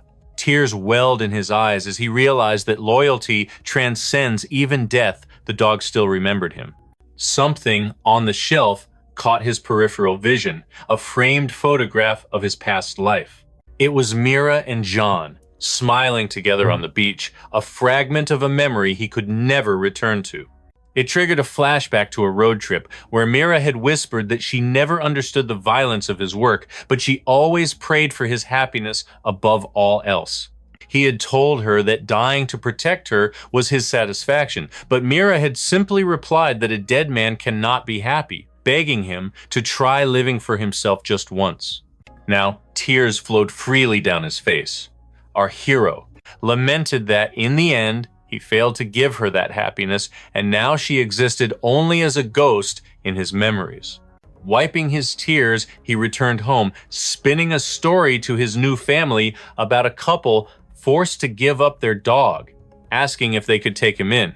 Before he could even finish his plea, his father immediately agreed to adopt the pup, and Kyoto suggested a walking schedule. When asked for the name, Kaido smiled softly, explaining that the previous owners called him John. Later, he texted Yusua to check in, and she replied that her evening was boringly peaceful. She mentioned hearing about his new dog and asked if she could come over to pet him. Kaido, with a grim smile, told her not to come tonight, knowing exactly what blood he had to spill first. With resolve in his heart, he dialed Akatsuki, who mockingly asked if he had changed his mind, noting that the 3-day deadline had barely begun. But our boy is done playing games. He challenges Akatsuki to a final showdown on the school roof before sunrise, vowing to end this nightmare once and for all. Because tonight, he is not a student. The moment that name hits his ears, Akatsuki loses his mind, crushing the phone in his grip with pure rage. In his eyes, a brat like Kaido is an insult to the memory of the real number one. That man was the definition of a perfect killing machine. Yet, this child dares to spit on that legacy by claiming the title of Gungnir right to his face. Flashback to 3 years ago, deep in the war zones of the Middle East. A critical error left Akatsuki surrounded by a sea of enemies. His left arm was blown to shreds. Death was not just close, it was inevitable. Suddenly, a shadow descended. The legendary mercenary appeared, slaughtering the enemy forces in the blink of an eye. Akatsuki thanked him, urging the legend to return home alive while promising to clean up the rest of the mission himself. Fast forward to the present morning. The two warriors face off on the rooftop. Akatsuki scoffs, asking why he bothered showing up to a death match wearing a crisp high school uniform. Kaido replies with absolute calm. He plans to take out the trash first, and then attend his morning classes immediately after. Akatsuki laughs maniacally. He admits he noticed the terrifying similarity between the boy's movements and the legendary Gungnir. He confesses that he once idolized that strength, but now that Kaido has forced him to remember that overwhelming shadow, he can never forgive him. Not until he blows the boy into unrecognizable chunks of meat. But before the violence starts, he has a twisted secret to share. He reveals that the entire school is rigged with hidden explosives. And because his prosthetic left arm is hardwired directly to his brain, he can detonate them with a single twitch of his fingers. If Kaido loses, the school burns. Hundreds of innocents will perish, and the only way to stop the bloodshed is to sever the neural connection between the arm and the brain. That leaves two brutal choices: chop off the arm or destroy the brain. But Kaido calmly holds up 3 fingers. There is a third option. If Akatsuki is beaten into unconsciousness, the signal stops and the bombs are neutralized. Akatsuki is genuinely stunned by the logic. Kaido reminds him he knows exactly how his enemy thinks. He assumes a combat stance. He is not here to commit murder, he is here to stop a madman. With a confident smirk, Kaido asks if Akatsuki really thinks he can survive this. No more talk. Kaido launches forward like a bullet. Akatsuki manages to dodge, but our boy realizes the harsh truth. His only advantage is his knowledge of Akatsuki's tactics and personality. Because physically, this teenage body is nowhere near the level of his prime self. Akatsuki deploys tactical explosives in mid-air. The blast is designed to blind him and shatter his eardrums. Seizing the opening, the villain swings a devastating left hook. But Kaido read that move yesterday. He weaves under the strike and drives a fist into the chest. However, the veteran mercenary shifts his weight to absorb the impact. Akatsuki retaliates instantly. A heavy blow sends Kaido ragdolling through the air. Kaido lands on his feet like a cat. Akatsuki notes that jumping back was the only reason the boy still has an arm attached to his body. With a menacing smile, Akatsuki issues a grim warning. If Kaido truly is the legendary Gungnir, then this battle lies far beyond the realm of ordinary power. That last strike had already shattered Kaido's ribs. He realizes with dread that the divine spears are not opponents who can be defeated simply by analyzing their techniques. Kaido reflects on his cursed fate. As an assassin, a peaceful life was never meant for a man with blood on his hands. Yet, against all odds, he is still breathing. There must be a higher purpose for his survival. No matter the enemy, he vows to triumph without spilling blood. He will survive, for the sake of everyone waiting for him to return. With ferocious determination, he unleashes his most devastating strike yet. Steel clashes against steel in a rapid exchange, but suddenly, a sharp agony pierces Kaido's mind. Akatsuki seizes the fatal opening, unleashing a merciless barrage of strikes. Kaido desperately attempts to evade, but the attacks are relentless. He screams internally to focus, needing to predict the enemy's flow perfectly. A heavy kick connects, sending Kaido sliding backward across the battlefield. With the distance widened, Akatsuki tosses another explosive and detonates it in an instant. A massive explosion erupts. Akatsuki charges through the smoke to end it, but Kaido has already read his path and lies in wait. Akatsuki delivers a full power punch, but Kaido catches it. He stares him down, declaring that he can sense the murderous rage, but mere killing intent will never shatter his iron will. He prepares to absorb the full brunt of Akatsuki's raging wrath and swallow it whole. Sensing an ominous shift in the air, Akatsuki instinctively leaps backward to create distance. Meanwhile, Kaido clutches his head as his senses scream to life. He perceives not just the physical world, but the assassin's very killing intent. The sudden transformation leaves Akatsuki bewildered, his mind racing to grasp exactly what just happened. That attack struck from a perfect blind spot. How did a mere schoolboy predict the trajectory as if he had seen the future? He draws more explosive cubes from his arsenal, a twisted grin spreading across his face as things finally get interesting. Narrowing his eyes, he vows to shatter Kaido's guard with the next strike, regardless of what schemes the boy is hatching. Our protagonist shifts into a solid, defensive stance, sensing Akatsuki's renewed onslaught coming like a tidal wave. The pink-haired assassin detonates a charge behind him, using the blast to propel another cube toward Kaido at breakneck speed. A massive explosion tears through the air, but Kaido contorts his body in a defying feat of agility, in the nick of time, causing the object to detonate violently just inches behind his back. Akatsuki offers a smirk of praise for the dodge. After all, if the hero died easily, there would be no honor for an elite spear like him. Yet, our hero remains silent, giving him the cold shoulder as he steels his resolve against whatever destruction the pink-haired killer unleashes next. Back at the house, the shockwave jolts John and Kaido's mother awake, leaving them wondering if fireworks are going off nearby.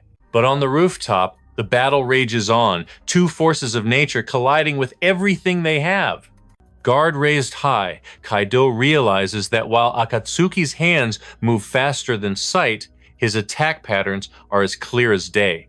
Akatsuki's muscles coil like a viper as he prepares his strike. But Kaido sees it coming, 4 explosives aimed to detonate exactly 2 meters ahead. The moment the assassin triggers them, Kaido lashes out. He scatters the devices with lightning-fast kicks, engulfing the rooftop in a chaotic storm of fire and smoke. Kaido weathers the blast heat, shielding his eyes, only to instantly duck a lethal hook coming from his left. The hero instantly launches a counter, offensive with razor-sharp jabs, forcing Akatsuki onto the back foot as a chilling realization sets in. "What the hell is this?" he panics. He can't land a single scratch on this kid. The assassin knows the boy's senses should be completely shattered by the concussive blast, not to mention the searing heat that sucks the very oxygen from the air. Yet that piercing gaze cuts through the smoke, making Akatsuki feel naked, as if every move is transparent. It evokes the haunting memory of his beloved Gungnir. Remembering Kaido's claim to actually be Gungnir ignites a wildfire of rage. "Don't you dare mock me!" he roars. He demands the truth. Is this high schooler truly his long-lost partner? And if so, why appear now of all times? Conversely, Kaido is running on fumes, gasping for air, his guard held up by sheer willpower alone. He knows the truth. Even if he can read the killer's movements, the boy is still too fast, and this untrained vessel is reaching its breaking point. Leaping onto the ledge, he decides to stop retreating. No more running. Akatsuki grins, believing his prey has finally backed himself into a corner with nowhere left to go. Clutching a cluster of bombs, he decides to overwhelm Foresight with pure destruction. "Try dodging this," he screams, hurling the explosives. In that split second, the world slows. Summoning every drop of adrenaline, Kaido charges forward, fueled by a sacred vow to never let another soul suffer. The bombs detonate with the brilliance of a miniature sun. Blinded by the light, Kaido rushes through the inferno on instinct alone. He locks onto the assassin's presence in the void and steps in to deliver a strike, but Akatsuki weaves past it, gripping a bomb in his metal hand to deliver a devastating knuckle sandwich straight to Kaido's skull. But Kaido reads the trajectory like an open book, intercepting the fist with his elbow. The block stuns the assassin, leaving him open for a brutal elbow smash directly to the face.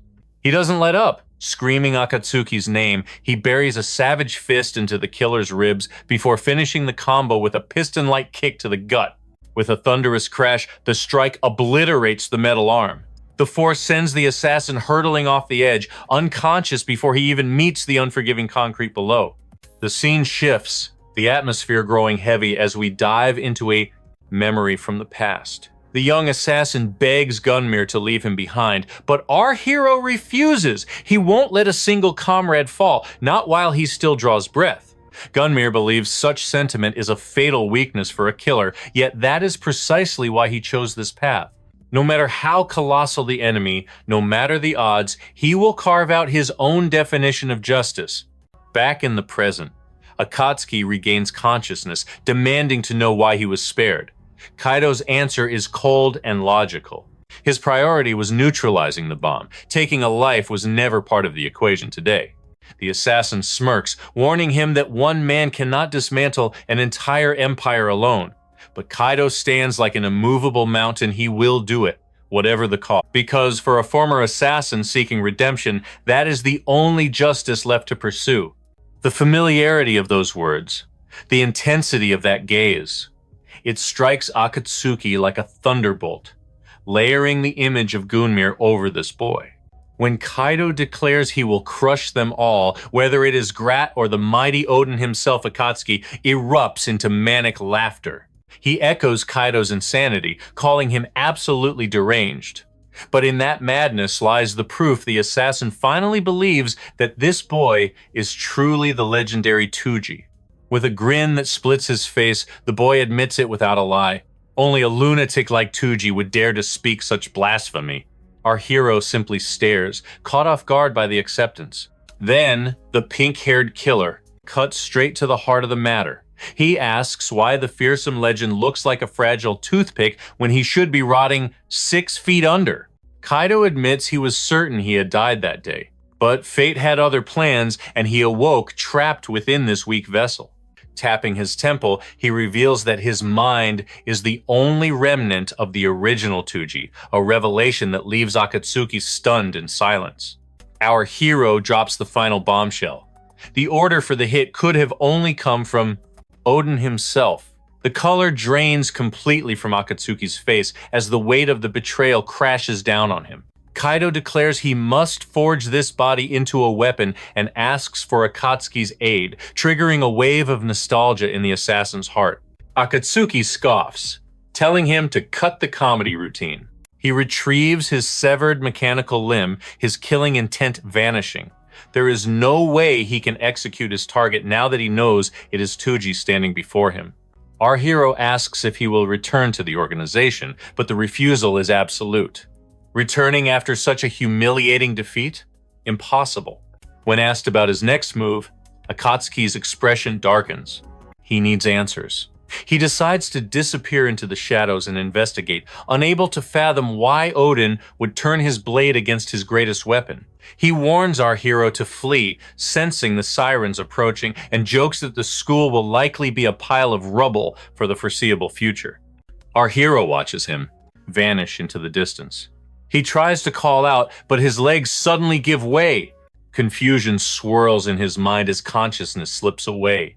Meanwhile, shadowy figures descend upon the scene to retrieve the fallen assassin, just as orchestrated. A voice echoes through the abyss, commanding him to awaken. He drifts, wondering where the call is coming from. His eyes snap open, scanning the void, and realization hits him he is back in his original, powerful body. The voice speaks again, revealing a spiritual truth.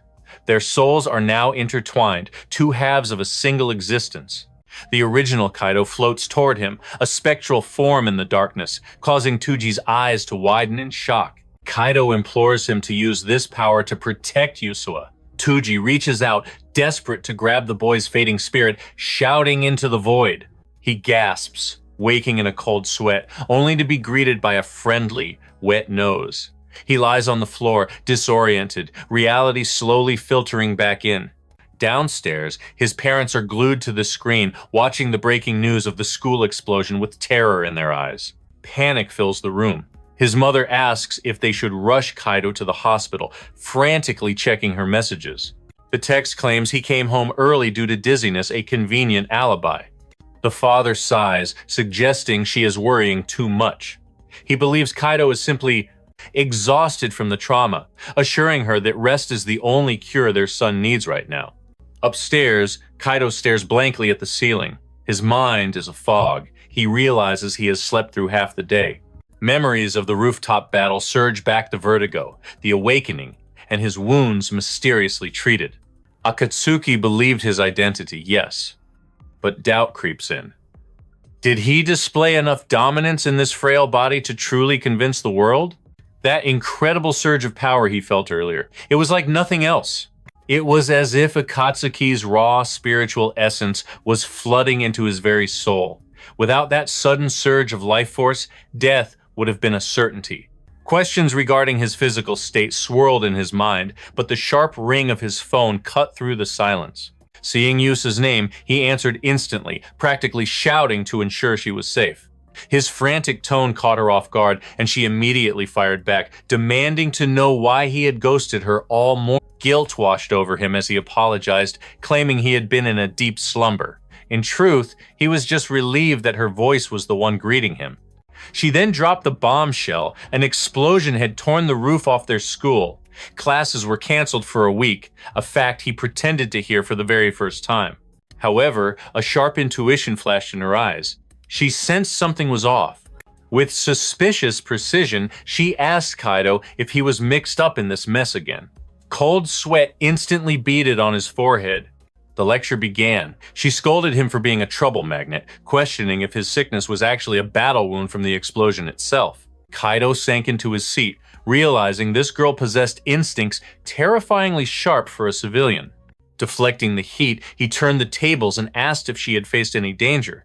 Then, his voice dropped an octave as he made a solemn vow, no matter what stood in their way, he would protect her.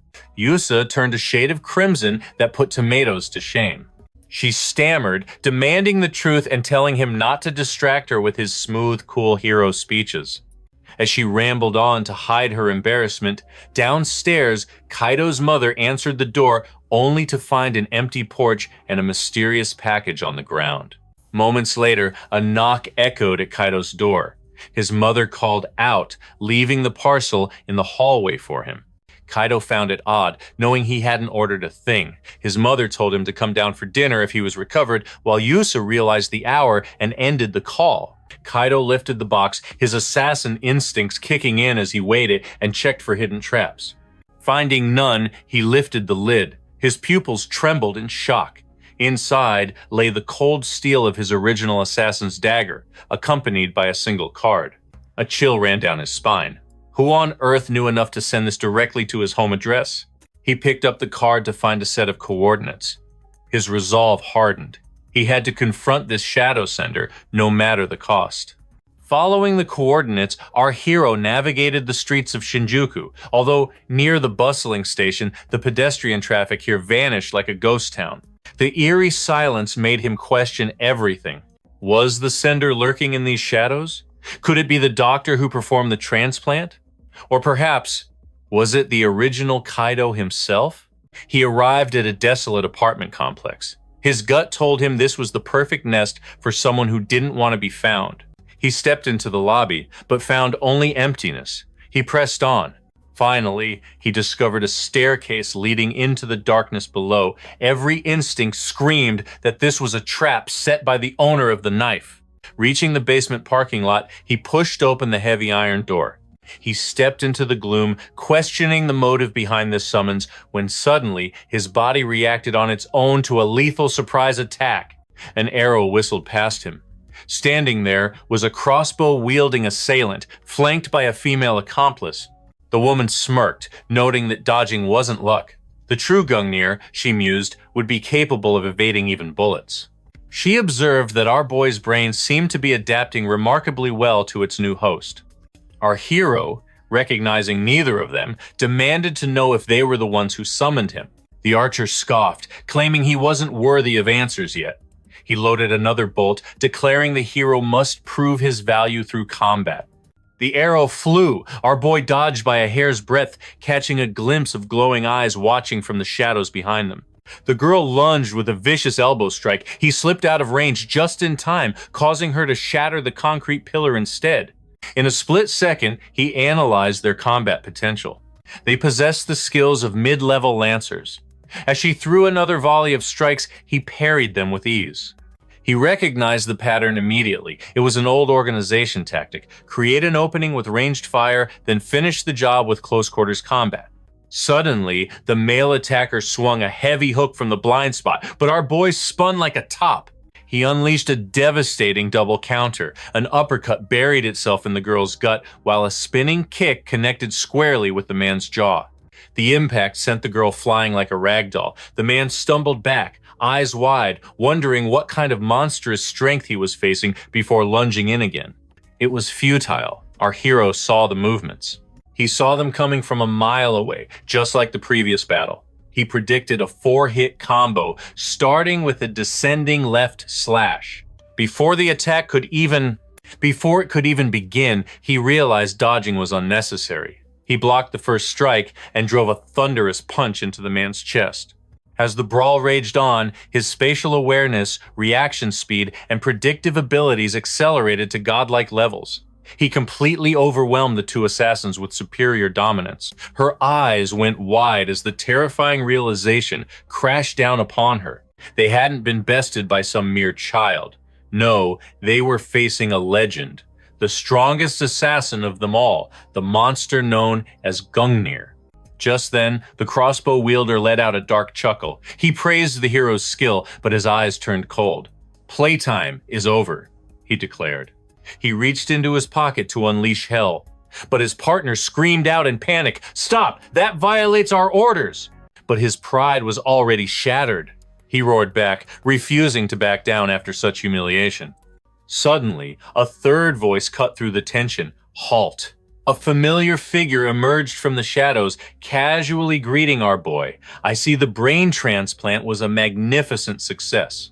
Our hero froze. He recognized that face instantly. It was the organization's twisted physician, Dr. Yosuke Kuji. Rage bubbled up as he accused the doctor of orchestrating this entire nightmare. "You're the one behind this surgery!" But the doctor simply raised a hand, urging patience. He admitted to summoning him, yet dropped a bombshell. I was not the one who held the scalpel that day. He revealed that he had severed ties with the Betrayal organization. "I will tell you the truth," he promised. "The truth about the day you died." Chaos swirled in our hero's mind. He turned to Kuji, demanding answers.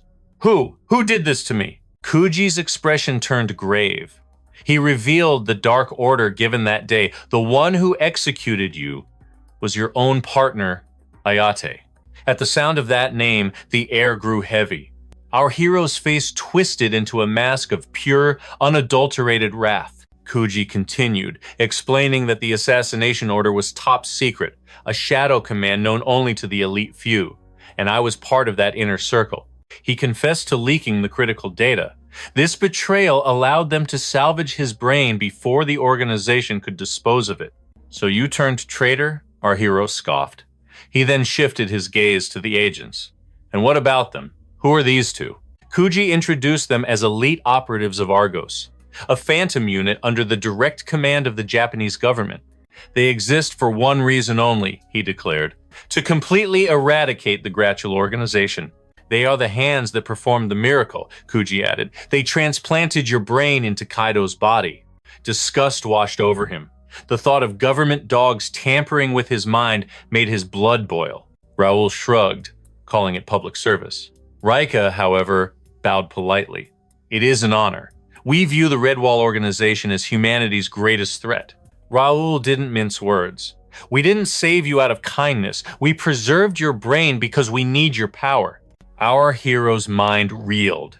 The weight of these revelations was crushing him. Raoul continued coldly, "We monitored the transplant closely. Frankly, I'm relieved we didn't have to put you down. Back then," he admitted, "your death seemed written in stone. A sharp realization struck our hero. If you knew I was a target, his voice trembled, then you knew Mori was in danger too. His eyes went dead cold. The killing intent radiating from him was so intense that Reika flinched in fear. Raoul quickly raised his hands in defense. We didn't know, he insisted. We weren't even on the scene when that happened.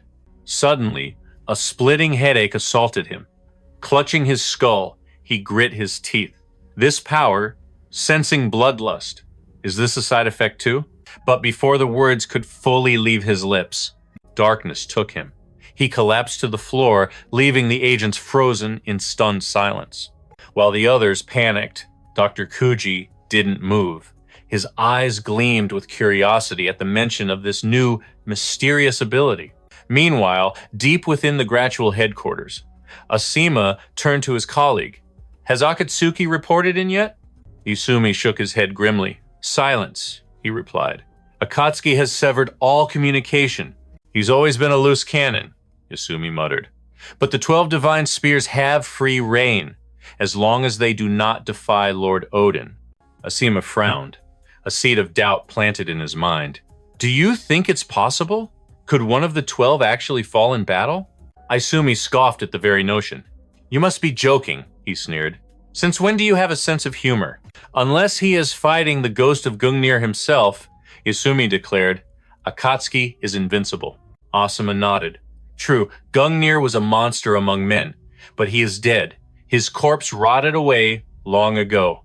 Perhaps, Izumi mused, but rumors suggest that Argos has been digging into that very grave. The air grew tense. They agreed on one thing. If a rat was hiding in their ranks, it had to be exterminated immediately. Asima's eyes burned with malice. We must crush Argos first, he snarled. Only then can we claim the seat of Fenrir. Izumi smiled cruelly. Agreed. Meanwhile, our hero's consciousness drifted. He awoke in a strange, ethereal landscape, the mind realm. Kaito manifested before him. Welcome, he said softly. This is where our souls intertwine. In that split second, the veil lifted. Touji finally grasped Kaido's true identity, demanding to know if this ethereal void was the manifestation of his power. Kaido's voice echoed with ancient wisdom. He promised that true mastery over this realm would be Toji's, but only if he learned to surrender to his primal instincts. Touji snapped back to reality. A chilling sense of déjà vu washed over him. The crushing vertigo mirrored the aftermath of his duel with Akatsuki, where his consciousness had collapsed under Kaido's over. Sitting in the shadows like a silent sentinel, Kuji revealed their location. They were safe within one of his covert safe houses, linked secretly to the very garage they had occupied moments ago. He explained that precisely 1 hour and 50 minutes had slipped away since Touji's collapse. While the protagonist lay unconscious, Kuji had conducted a battery of tests, confirming that his physical neural pathways remained miraculously intact. However, the scans painted a terrifying picture. His brain activity was surging far beyond human limits, spiraling into overdrive whenever the fires of combat were ignited. According to Kuji, the crushing, killing intent Touji emitted an aura strong enough to suffocate 2 senses was a direct byproduct of this cerebral supercharge. Though he admitted a specialist diagnosis was needed, the verdict was undeniable. Touji was walking a razor's edge between power and self-destruction. Kuji issued a grim warning. The strain had already forced a coma. If this unchecked, rampaging energy continued, the inevitable result would not be sleep, but death. Our hero didn't flinch at the news. He rose slowly, the cold steel of his blade instantly finding its mark pointed directly at Kuji's throat. With eyes like ice, he reminded the man that a debt of answers was still unpaid. He demanded the truth. Did Kuji allow Mira to be snatched away, using her life as a mere bargaining chip to force Touji's recruitment? Unfazed by the killing intent directed at him, Kuji replied with steady calm. He had no knowledge of the abduction, rendering Touji's misplaced rage meaningless. The strategist then countered with a piercing question. Would Touji have preferred to die alongside her in a futile last stand? Before the air could ignite, the door burst open with a violent crash. Raoul stepped in, his voice cutting through the tension as he ordered our boy to sheath his weapon. Wearing a grave expression, he scoffed at the absurdity of the situation. This so-called dangerous organization claiming to destroy the world, and here sat one of its deranged former members, trying to preach morality to them. Kuji interjected, shifting the focus back to the war ahead. Argos believed 2 keys were essential to dismantling the enemy. The first was the weapon Gungnir. The second was a sacred treasure guarded with fanatical zeal, the seed of Fenrir. Hearing those words, a memory flashed like lightning through our hero's mind. It was the exact reason Akatsuki had hunted Yusua. His resolve hardened. He simply asked what role they expected him to play. Raoul couldn't resist a jab, mocking Touji for finally playing nice. But Touji silenced him, declaring that crushing the organization was a path he had chosen long ago, with or without their help. Raoul grinned in agreement. Nothing built trust quite like a shared enemy. With the alliance forged, Touji laid out the strategy. They would strike at the heart of the beast, a central facility where our hero had once been a subject. It was a ghost site, known to very few. This institute was the birthplace of the forced human evolution project known as Abelin. It also housed an elite division dedicated solely to unlocking the mysteries of the seed of Fenrir. If they could breach the Abelin archives, the secrets of the sacred treasure would be theirs for the taking. Our boy realized this was his chance. It could finally lead him to the dark truth behind why Yusua was being targeted. He commanded Kuji to brief him on everything. When the destined day finally arrived, a jet cut through the clouds above an uncharted territory. Kuji stood by his side, emphasizing the stakes. Stealing the data and obliterating their research would deal a catastrophic blow to the organization's future. The countdown had begun. As he steeled himself for the bloodshed to come, the clock ticked down mercilessly. Only 5 minutes remained until infiltration. Time slipped away like sand. With 3 minutes left before the chopper reached the drop zone, Raoul glanced at Touji, asking if fear had taken root in his heart. Touji replied coolly that he felt exactly what Raoul felt. But internally, a fire burned. The moment of reckoning he had yearned for was finally within reach. His mind drifted back to the briefing room, where Kuji had unveiled the blueprint of their target. He explained that the Fortress of Science was split into 2 massive sectors. The towering surface complex, spanning 20 stories into the sky, and the shadow complex buried deep underground. Once a crucible for forging assassins, it had evolved into a house of horrors, now focused on birthing mutant killers through grotesque genetic manipulation. Hearing the grim details, Rika had remarked with disgust that it was nothing more than a factory turning ordinary humans into nightmares. Continuing the strategic breakdown, Kuji pinpointed their true objective, the 3rd level of the underground abyss, where the organization's darkest secrets were vaulted. This vault contained the critical data regarding the seed of Fenrir. Robel then finalized the directive. Their mission was to seize that data and, if fate allowed, burn the entire facility to the ground. The strategy was absolute: divide and conquer. One team to court death as a distraction, while the other slipped into the shadows. Although Abelin was a fortress of secrets, its physical defenses were pathetic compared to a true military stronghold. However, arrogance would be their downfall. Entering without a blueprint was nothing short of a suicide mission. Touji demanded to face the danger alone, but Raoul cut him off with a fox-like grin, hinting that he knew exactly why the organization had kept a monster like him alive. With a knowing smirk, Raoul declared that the life of our boy was now fuel for world peace and insisted on tagging along. Fate had bound them together. 90 seconds to the drop. Adrenaline began to spike as Raoul and Rake barked their final orders. The man ordered everyone to hold the line, while Rake commanded her squad like a goddess of war. 10 souls to the roof, 10 to the front gate. She explained their mission was simple: unleash absolute chaos to blind the security forces, buying precious seconds for Touji and Raoul to breach the perimeter undetected. Our hero promised victory with eyes of steel, and Raoul marked their target, the southern breach. As the ramp lowered into the abyss, Raoul cursed the zero visibility, but our boy didn't need eyes. He could feel the malice of Abalon pulsing right beneath them. As the drop zone approached, Touji turned to Raoul and shed his old skin.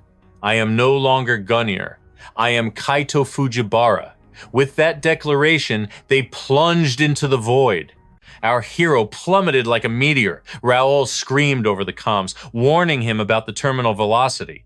But Kaido was deaf to the warnings. His mind was focused on one truth. This was the Devil's Den, the Gratu organization's factory for killers. The answers to Yuso's suffering lay here. As they hit the deployment zone, chutes snapped open like dragon wings, landing them safely on the ground. Raoul was furious, his heart pounding out of his chest, thinking our boy had a death wish. But for a living weapon, this was just a Tuesday. Visibly annoyed by the constant chatter, our boy silenced him with a glare. Hide the gear. Now, before we're spotted. They vanished into the foliage, becoming one with the shadows. Raoul smirked. Everything was proceeding exactly according to the script. Just as he reached for the shutter, a massive explosion rocked the rooftop above. Reich's voice crackled through. The diversion was live. She ordered them to pierce the facility's heart immediately. As Raoul cranked the heavy shutter, our boy stood silent, his blood beginning to boil. The real game had finally begun. The path was clear. Raoul stepped back and told him to lead the way into the darkness. Klaxons began to wail. Emergency alerts screamed of intruders. Scrambling security forces like ants toward the roof and the main gate. Inside, the scientists trembled in fear. Who would possess the madness to attack the organization's sanctuary? While the guards were distracted by the chaos, Touji and Raoul became ghosts, gliding through the empty corridors. Raoul grinned internally. Reich was raising hell out there, but the silence in these halls, it was too perfect. Suddenly, Touji's instincts flared. 4 hostile presences closing in. He shifted his stance and launched an ambush. His fist connected like a sledgehammer on the first guard. Gunfire erupted, but he danced through the bullets, delivering sleep to them all with surgical precision. Raoul watched in horror and awe. 4 elite enemies, erased in a heartbeat. Just how much power had this beast been hiding during their duel? Touji didn't even break a sweat. Stairs ahead. Move out. High above, Izuma watched the carnage on a monitor. 2 rats in the maze, he mused. But they just devoured my enhanced assassins like snacks. Beside him, Omega licked his lips, hunger burning in his eyes. They looked delicious. If I butcher them both, do I get my freedom, Izumo? Izumo's smile was twisted as he agreed. Lord Odin's command is absolute. Protect Abalan at all costs. Show me your worth, he taunted. Slaughter them, and you shall ascend to become one of the 12 divine lances. Omega trembled with ecstasy. No more experiments, no more cages. Finally, he was unleashed to hunt human prey. Back in the hallway, Raoul urged our boy to run as the pressure dropped around them. But Kaido just froze, sensing a monster approaching. Tuxi stood his ground like an immovable object, condemning this accursed hellhole, designed solely to forge monsters like himself through agony and blood. He shattered their delusion with a single vow. He would never accept a utopia built on the corpses of the innocent. The silence broke as Abalen's security unleashed a storm of lead, desperate to purge the intruders from existence. Raoul's aim was true, shattering a soldier's shin mid-stride. Yet, the enemy refused to kneel, fueled by unnatural stamina. Forced into close quarters, Raoul whipped out his trusty baton, smashing the weapon from the guard's grip with a bone-crushing strike. A surge of high voltage crackled through the air as the soldier retaliated with a taser strike. Danger flashed from the periphery. Another gunman aimed for his skull. But our boy was faster, launching a devastating kick that sent the assailant flying into the abyss. The pressure was suffocating. Kaido's senses sharpened, detecting at least 6 more signatures closing in like wolves on a hunt.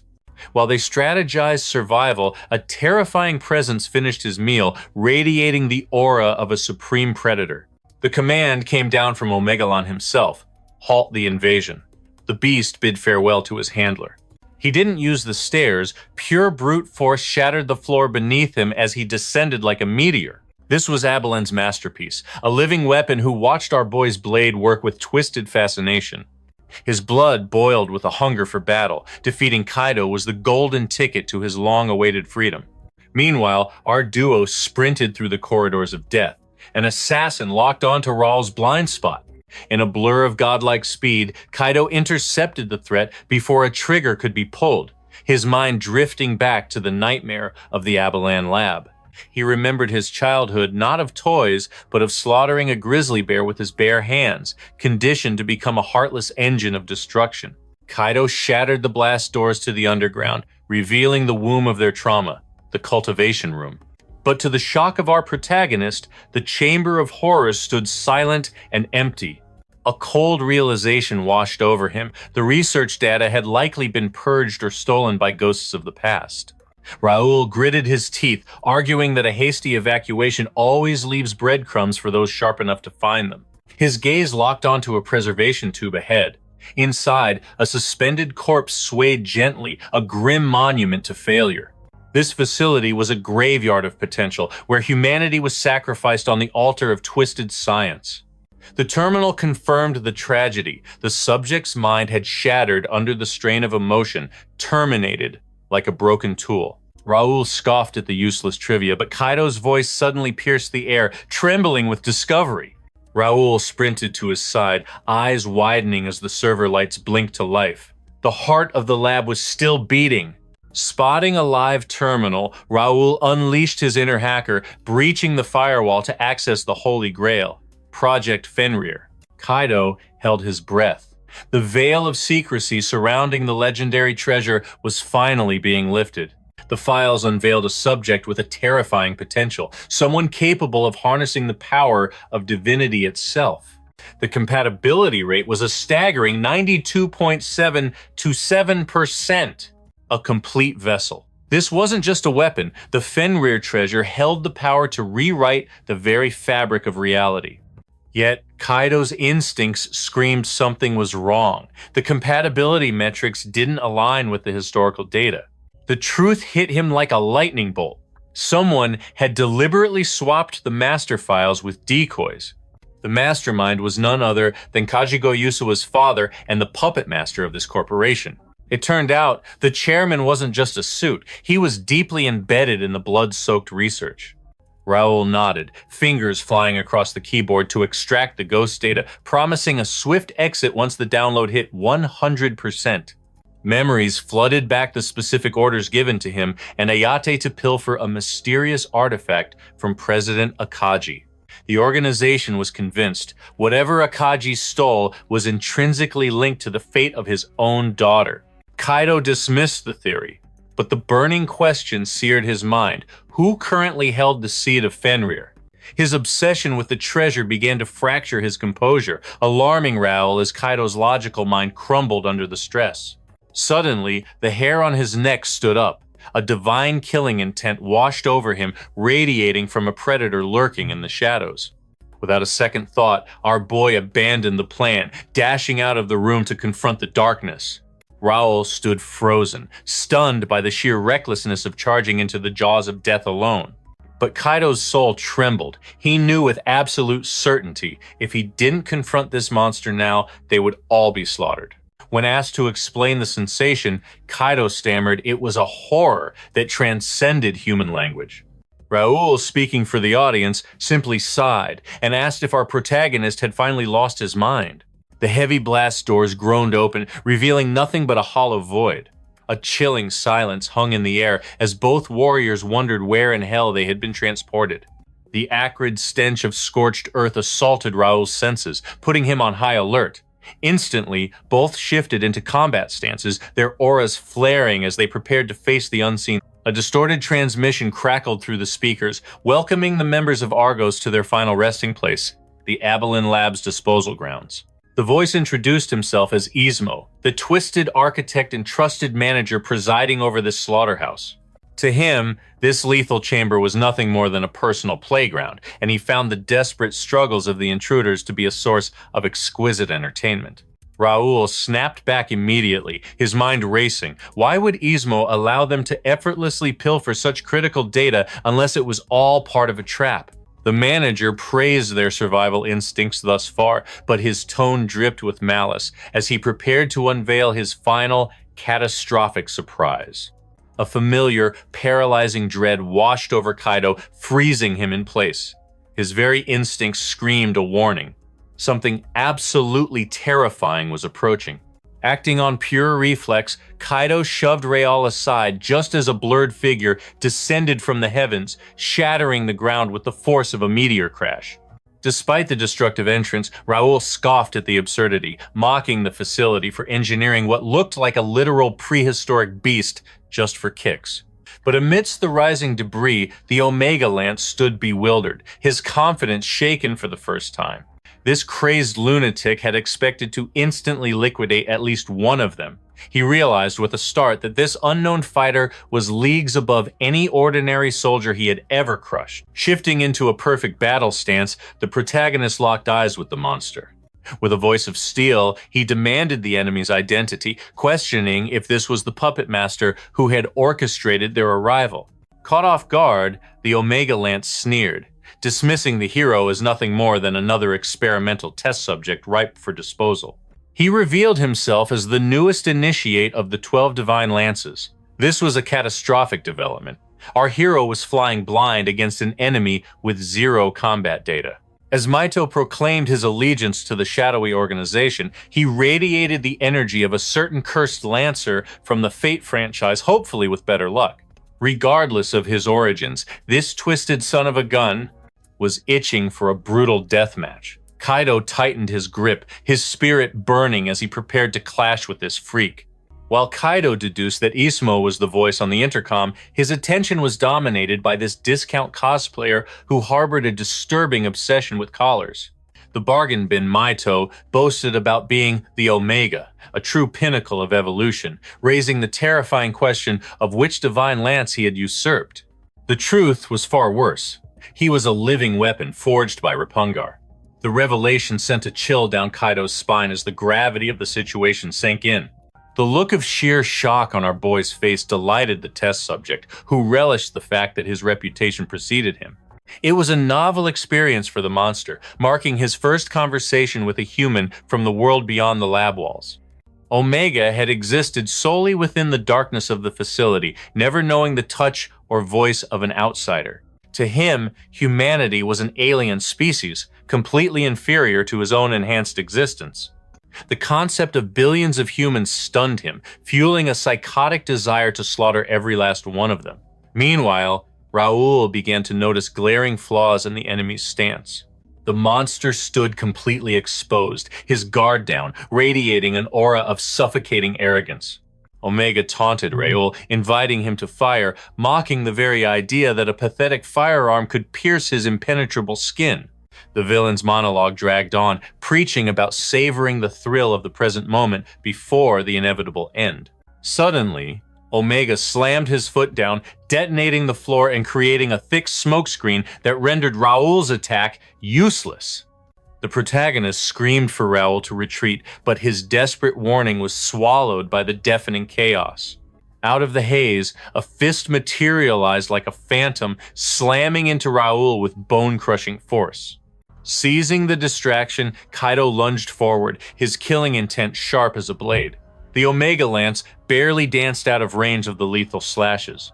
Omega drifted back before launching a counter-assault with godlike speed, his strike missing Kaido by a mere fraction of an inch. He applauded the hero's impressive technique, but his eyes betrayed the truth. This was still just a warm-up game to him. Meanwhile, Raoul, fueled by pure rage, refused to stay down, his spirit unbroken.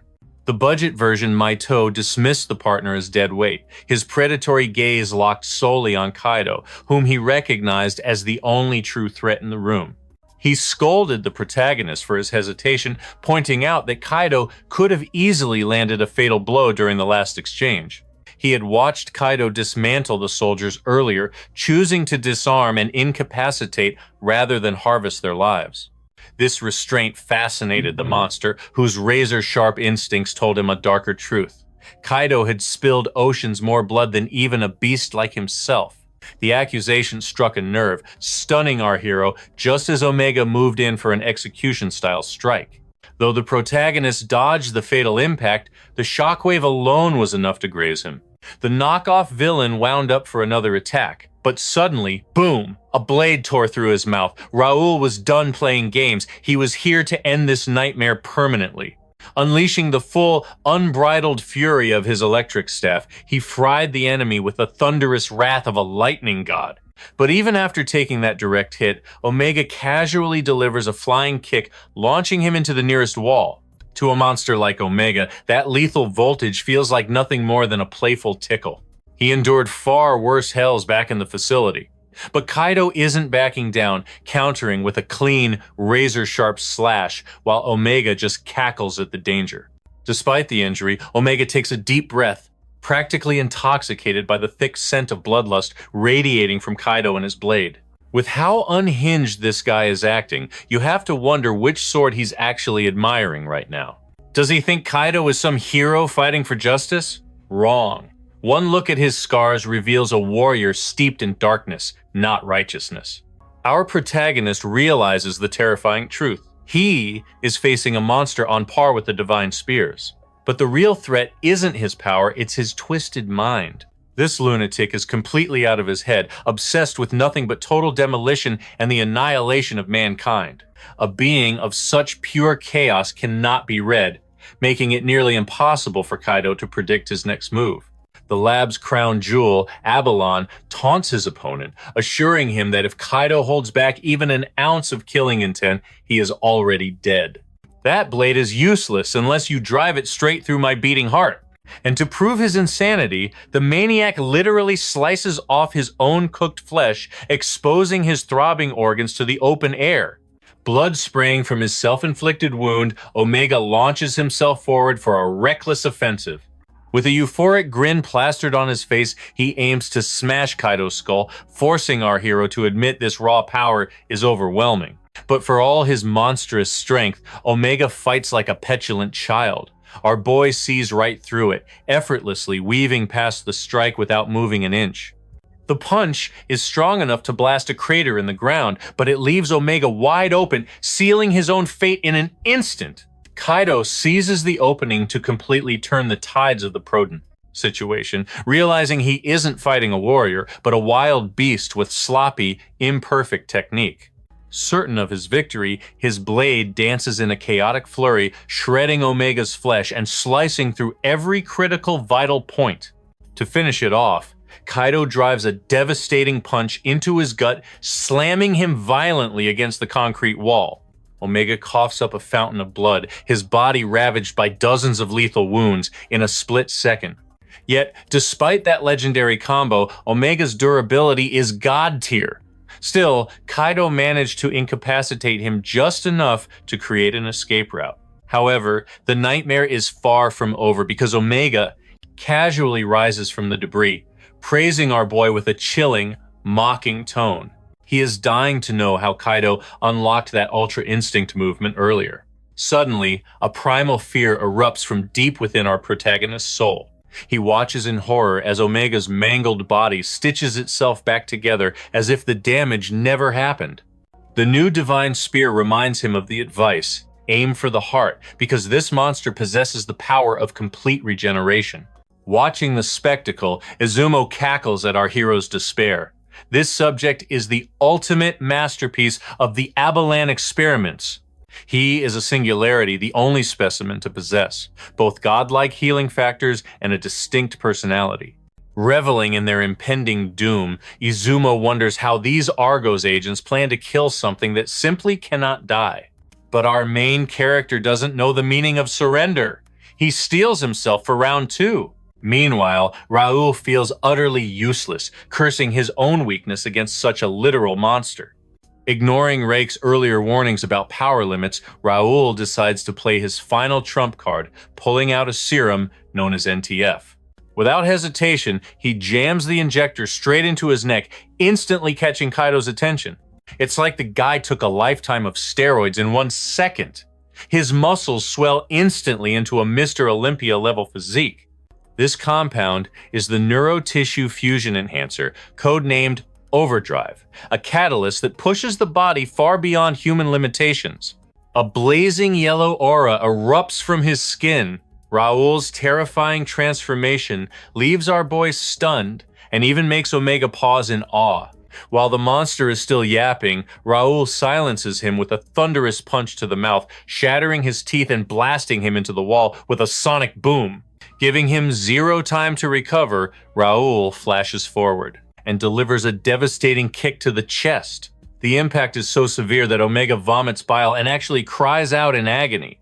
Raul roars that he will use this cursed power to wipe this evil organization off the face of the earth. And with that, he unleashes the 100 serious punches barrage. But let's talk about the true price of Overdrive. This drug grants godlike strength in exchange for your very life force, making you invincible for exactly 10 minutes. Fueled by the loss of everyone he ever loved, Raul charges with primal ferocity, putting the weight of his vengeance behind every hammer blow. Even Izumo has to admit he is impressed by this sudden, catastrophic transformation. Make no mistake, this is no ordinary stimulant. It is a biological fusion, welding muscle fibers to nerves, granting the brain the power to execute commands at the speed of thought. The irony is suffocating coming from Argos, an organization that claims to stand for absolute justice, yet here they are, twisted hypocrites conducting their own monstrous experiments in the shadows. Izumo could not care less about the morality. He is simply entertained by the spectacle, eager to see how long a limitless human can survive against a literal god. Raul unleashes a torrent of blows upon Omega, acting as the hammer so Kaido can slip in and exploit the opening. Steel flashes in a deadly dance. Kaido lands a dozen precision slashes across Omega's body, though none strike a fatal chord. Raul screams for him to back off. His massive punch hits nothing but air as Omega flows around the attack like smoke. The monster creates distance, his laughter echoing through the hall despite having his eyes gouged out and his body carved up. Any lesser man would be paralyzed by terror, but Omega simply lets his divine regeneration knit his flesh back together in seconds. Raul, however, refuses to let doubt creep in. His killing intent is simple. Slaughter Omega over and over until the healing factor burns out. Even Kaido's analysis confirms the beast is not truly immortal. Then there is the matter of Omega pointing to his own heart earlier, mocking them with his weak point. It seems too easy, a trap laid for fools. Kaido senses the malice in the air, as if their opponent is merely toying with his food. Raul charges in for the kill, but the predator grins. Just as Kaido shouts for Raul to retreat, it is already too late. Omega defies physics to evade the strike. The enemy is euphoric. He has cracked the code, finding the path of least resistance, and now he effortlessly weaves through every single attack Raul throws his way. Remember, mere moments ago they were overwhelming him, but now the tables have turned. Omega lands a devastating blow to Raul's solar plexus. The impact is catastrophic. Raul is sent staggering, his mind reeling as he tries to comprehend this sudden shift in power. Pressing the advantage, Omega aims a brutal elbow at Raul's face, but the shadow intervenes. Kaido's knifework flashes, intercepting the blow and forcing the monster back. Despite the chemical storm raging inside Raul, he begins to suspect their opponent was holding back the entire time. But Kaido sees the terrifying truth. Kaido reveals the true horror of Omega's adaptability. This entire fight, the monster has been learning, absorbing their martial arts and copying their techniques at an evolutionary pace. The crown jewel of Abalon's twisted laboratory rises once more, looking down on them for using primitive tools and martial arts. He mocks the irony of humanity, forever preaching high ideals of peace, while simultaneously inventing the most brutal methods to slaughter one another. Raul finds the words strangely profound, but Kaido understands the darkness all too well. It is the very reason he seeks to dismantle the Creatual organization. Even though he was once a part of it, the legendary assassin will no longer allow a mountain of unnecessary corpses to pile up. His optimistic resolve stuns Raul, who finally realizes that the god-tier warrior beside him has a heart softened by the tragedy of losing someone precious. Kaido formulates a desperate plan, knowing they will lose a battle of attrition. With Omega adapting every second, the enemy is only becoming invincible. Eventually, he will evolve into the ultimate killing machine and wipe them out from a distance. Worse yet, Kaido's own ability to predict the future movements has a hard time limit of just a few minutes. If his vision fails before the job is done, it is game over. There is no world where Raoul wins this duel alone. Even Raoul feels his enhanced strength fading. They are cornered, with very few cards left to play. Kaido outlines the only path to victory. In a shocking twist, he orders Raoul to synchronize completely with his instructions, matching Omega's movements perfectly. He is betting everything on Raoul's ability to execute this impossible feat, a gesture Raoul accepts as the highest form of respect. This time, Kaido will be the conductor and Raoul the instrument of destruction. Both warriors ready themselves for the final clash while their opponent cackles, clutching his wounded arm and mocking their hopeless struggle against destiny. Bursting into maniacal laughter, Omega declares that if they want desperation, he will show them true madness. Insanity incarnate, he rips off his own arm with a sickening tear and wields the severed limb as a new weapon. Raoul is momentarily dazzled by Omega's blinding speed, but our boy has already foreseen the future. Raoul ducks on Kaido's command, narrowly evading death, but the attack connects with Kaido instead. The monster's adaptability has ascended to a realm beyond comprehension, but Kaido sees the path to victory opening up before his eyes. Omega has completely lost his composure in the heat of battle. To a professional like him, the outcome is already decided. One clean, precise strike is all it takes to end this. Raoul waits for the signal, muscles tensed and ready, but our main character commands him to hold his ground for the perfect moment. Omega switches targets and unleashes a barrage of blows on Kaido. Just as the deadly spear is about to land the final strike, Kaido screams for Raoul to act. Bursting through the smoke screen like a phantom, Raoul intercepts the attack and connects a devastating haymaker right to the jaw. The impact sends that freak flying through the air like a ragdoll tossed by a hurricane. The force was so immense that his neck completely shattered on impact. Even Raoul is shocked by his own destructive power. Kaido nods in approval. Their synchronization is flawless. It is clear that they are about to put Omega down for good. But Omega just laughs. Clutching his twisted arm, he cackles in disbelief that these two insects could actually work together to corner him. He realizes his blade arm has become a liability rather than an asset in close quarters combat. Descent into madness. The lunatic reaches into his own chest and rips out a bloody rib bone to use as a weapon.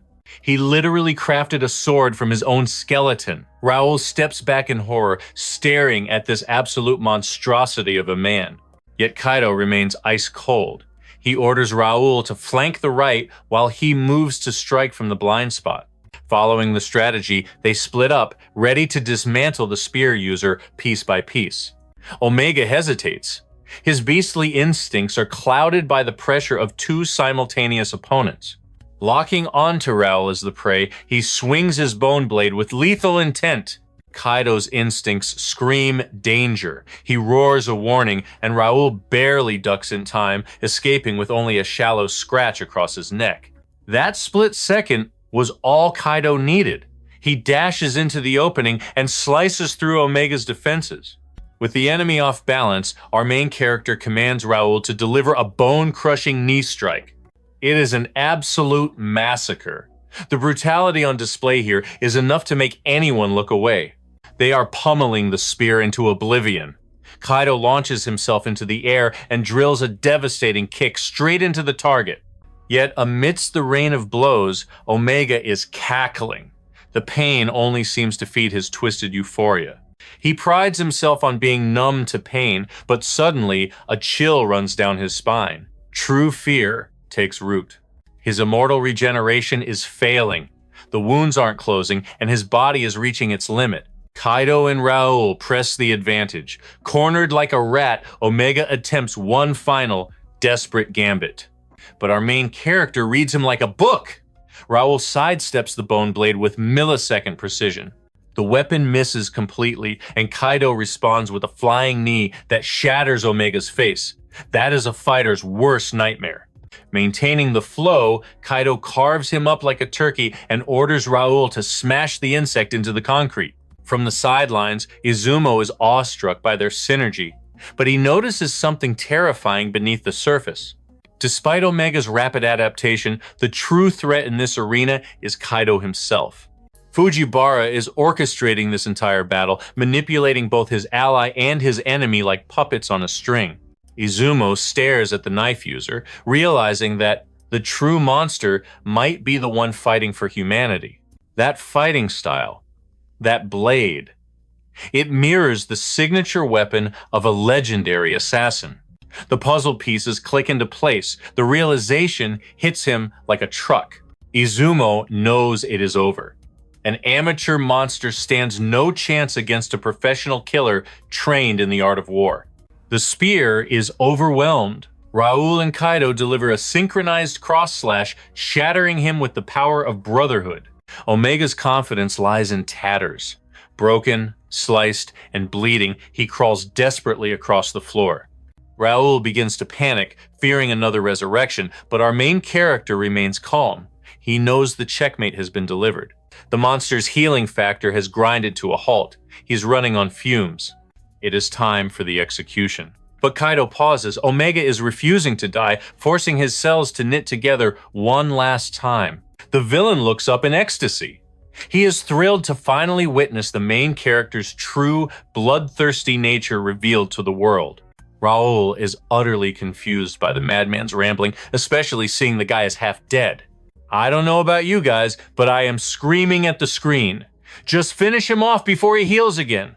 Omega begins to spill his tragic history. He was a weapon manufactured with a single directive: absolute slaughter.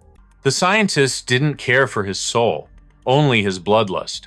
To them, he was a failure unless he was taking lives. That suffocating fear, the sheer weight of despair, finally crushed his warrior's pride into dust. To him, existence meant slaughter. But in this moment, the weapon, known as Omega, simply shattered. He bowed his neck to Kaido, begging for the final blow, accepting his fate as a broken tool compared to our protagonist's brilliance. Raul, speaking the truth we were all thinking, warned that this monologue was just a stall tactic for his regeneration to kick in. But Kaido, channeling true main character energy, declared he would spare his enemy. Raul looked at him like he had grown a second head. Fury exploded in Raul's eyes. He slammed Kaido with a harsh reality check for showing mercy on a battlefield. To let a monster like Omega draw breath was to sign the death warrant of countless innocents. Yet Kaido saw past the bloodlust. He saw a mirror image, a discarded weapon being manipulated by the Dark Organization's strings. He was no different from Gungnir or Touji souls forced to trade their humanity for survival. Through the tragic loss of his beloved, Kaido had learned a painful truth: a path of corpses never leads to redemption. That realization had seared into his soul the moment he discovered he had slain Yusua's father in that accursed final mission. The god of death had retired his scythe. This mercy left Omega paralyzed with confusion, while Izumo watched in stunned silence. Things were spiraling out of control. A researcher frantically reported Omega's total defeat to the higher-ups. The subject was critical. Logic dictated they send reinforcements to salvage their precious living weapon. But Izumo? Cold indifference washed over his face. He wouldn't lift a finger to help. Instead, he declared game over. The useful tool had become broken trash. With the combat data secured, he ordered a total evacuation and slammed his hand on the self-destruct sequence like a movie villain. Kaido's instincts screamed. His danger sense, honed by 1,000 battles, flared to life. He roared at Raul to move, sensing the very foundations of the laboratory were about to be erased from history. The earth groaned as chain explosions began to tear the facility apart, raining debris like hellfire. The researchers had been ruthless. Subterranean charges detonated, threatening to wipe this place off the map completely. Raul didn't hesitate. He snatched Kaido up like a ragdoll to speed up their escape. As they fled, a broken, fading voice drifted from the wreckage, Omega calling out to his rival one last time. A twisted smile carved across his face, muttering madness even as the ceiling collapsed to bury him in a tomb of concrete. Outside, Reich's heart hammered. He knew this tremor was no simple act of nature. Sensing an inferno rising from the depths, he feared for Raoul's soul just as the entire building disintegrated into flames. In those final microseconds, Omega's mind lingered on Kaido Fujiwara, the anomaly who refused to strike the killing blow. Kaido's sheer disgust for slaughter had forced the weapon to question the very reason for his existence. He was designed to be the ultimate predator, yet he was dismantled by a man who despised the very act of violence. Those haunting questions were his final companions as the darkness of the rubble embraced him forever. Cut to our heroes. Kaido and Raoul were channeling pure speedster energy, sprinting for their lives. Our boy stopped. The distinct life force of Omega had vanished from his sensory radar. The rival was gone. Raoul nearly snapped. He dragged our protagonist forward, furious that he'd waste pity on a corpse, while death snapped at their own heels. Honestly, Raoul is the MVP of this arc. Drop a W in the comments for this absolute legend. That wake-up call snapped Kaido back to reality, but a new nightmare emerged, a labyrinth of diverging paths. Panic was not an option. One wrong turn meant being buried alive. Luckily, Kaido's spatial awareness kicked into overdrive. He accessed his memory of the facility's layout and took the lead. Raoul's harsh wisdom finally sank in. Sentimentality was a luxury they couldn't afford. His resolve hardened like steel. He had to survive to crush the organization and protect Yusua, the bearer of the sacred treasure. Salvation! They reached the final bulkhead. Kaido shouted for Raoul to breach it. Who needs a keycard? Bro charged that reinforced steel like a raging bull and smashed it off its hinges. Kaido stared in awe. That blast door was designed to stop tanks, and Raoul just folded it like origami. But power comes with a price. The recoil of his overdrive ability hit him instantly. Blood gushed from his nose as his lungs gasped for air. There was no time to collapse. The inferno was right behind them. Kaido grabbed his comrade, refusing to leave him behind. Freedom was inches away. With one final, desperate lunge, they raced toward the light. Death tried to claim the legendary assassin, but he reached out from the abyss and refused to yield. Meanwhile, Reika charged forward, desperation fueling her every step. But suddenly, total devastation. The entire facility vanished into a massive mushroom cloud before her very eyes. Despair nearly swallowed her until a shadow emerged from the hellfire. It was Kaido, carrying Raoul like a fallen brother. He gently laid Raoul down, assuring her that the spark of life still burned within him. He was merely unconscious, drained by the potent combat drugs. Reika's heart soared. They had survived against all odds. And yes, folks, miracles are real. Ever the professional, Kaido ignored his own wounds to ask one thing. Did we get the data? Reika confirmed the mission was a total success. Hearing those words, a rare smile graced his lips, before his body finally shut down. The adrenaline faded, leaving only crushing exhaustion. As he collapsed into her arms, panic seized her. Help had arrived. Her team reported an inbound chopper, and they scrambled to evacuate their fallen ace. Yet, a chilling question haunted Reika. Why would Abilene incinerate their own precious laboratory? It didn't add up. She feared the truth, that this shadowy organization was hiding secrets far darker than they could imagine. As the chopper lifted them to safety, the mystery only deepened. But amidst the burning ruins, something stirred. The test subject, Omega, rose from the ashes like a demon. Pain meant nothing to him. His mind was consumed by a twisted obsession with Kaido Fujiwara. Mark my words, this monster will hunt them down again. While our hero slumbered in recovery, Dr. Kuji was hard at work. Although 12% of the data was corrupted, Kuji didn't care. He had found the Holy Grail, the blueprints for the Fenrir seat. His suspicions were confirmed. This wasn't just data, it was a sequence of human genetics. Kuji realized the terrifying truth. The seed of Fenrir was the genetic code of an ancient godlike entity. The Redwood organization and their leader, Odin, weren't just playing scientist. Their ambition was madness. They sought to violate the laws of nature and create a living god, a blasphemous goal that sent shivers down Kuji's spine. Meanwhile, the plot thickened at the enemy headquarters. Izumo reported to Yashima one of the 12 divine spears. It turned out the destruction of Abel's lab was a trap. They had intentionally leaked info to Argos, a masterstroke of manipulation worthy of a genius. Yashima inquired about their test subject. Omega had fallen, yes, but his combat data was extraordinary. He had adapted and regenerated through a storm of attacks, a terrifying display of durability against dozens of lethal strikes. However, his unstable personality was a flaw. Yashima scoffed they hadn't created a god, just a wild beast.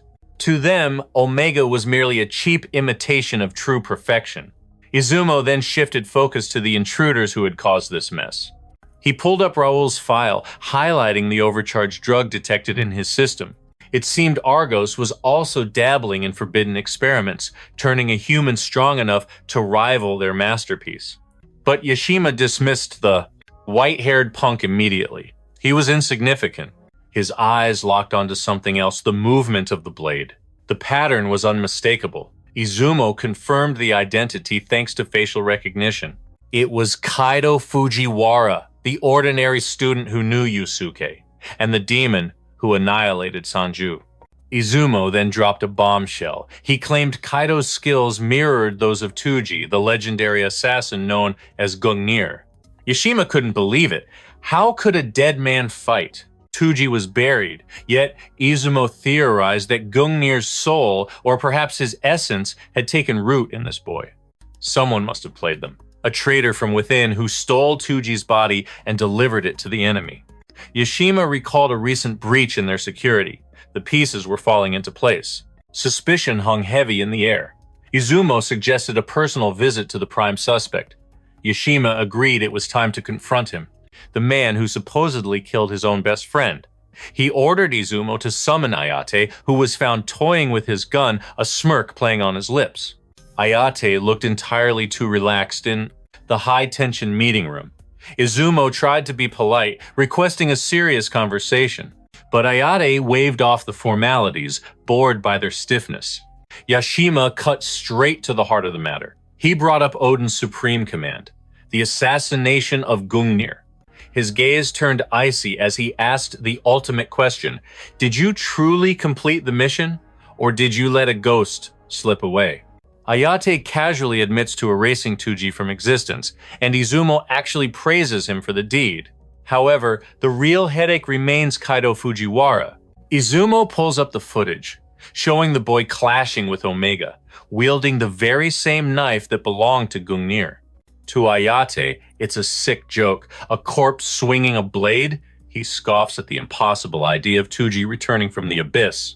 Izumo drops another bombshell. Kaido is connected to Yuzua, the daughter of the man Ayate slaughtered during his final mission. Even Akatsuki, the elite assassin sent to handle this seemingly average kid, has vanished without a trace.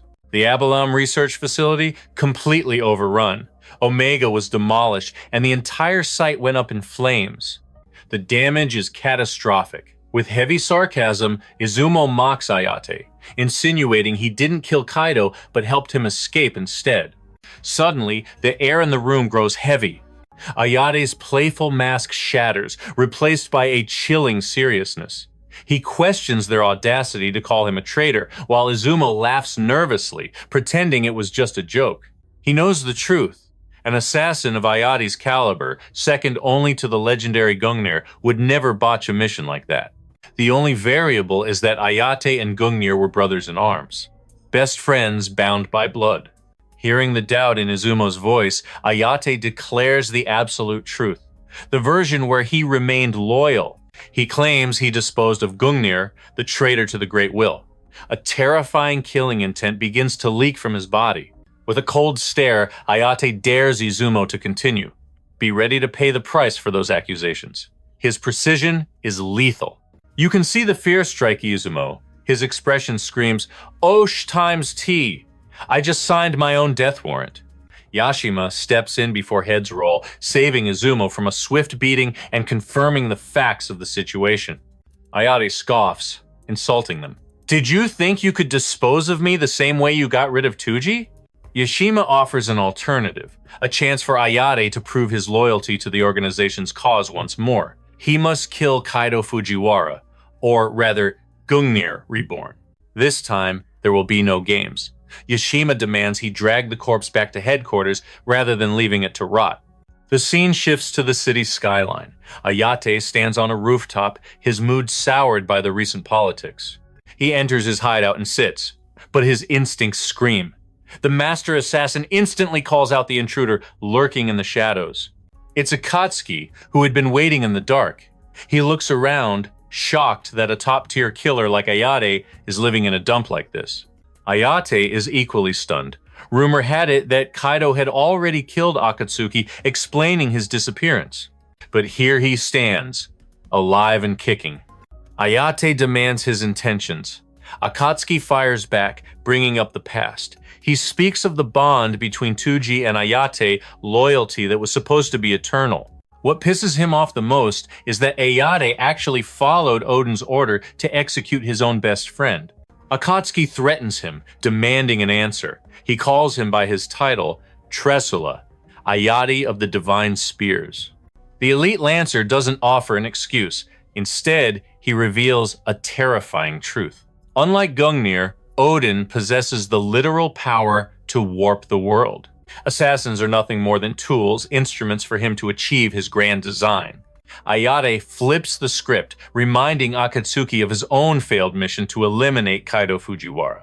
Yet, surprisingly, instead of completing the hit, Akatsuki is standing here at Ayate's door. Viewing him as a traitor to Oden's cause, Ayate draws his gun, ready to punish Akatsuki for his negligence. But as the tension peaks, we drift into the memories of the past. Back when they were just children, Ayate and Touji climbed to the rooftop alongside a mysterious figure. This man brought them to the heights to show them the true nature of the world. It was peaceful up there. Despite the chaos in the streets below, the summit was silent. Ayate loved the view, but Touji was paralyzed by a fear of heights. The man taught them a lesson. Fear is proof that you exist, but if you succumb to it, you will be blind to what truly matters.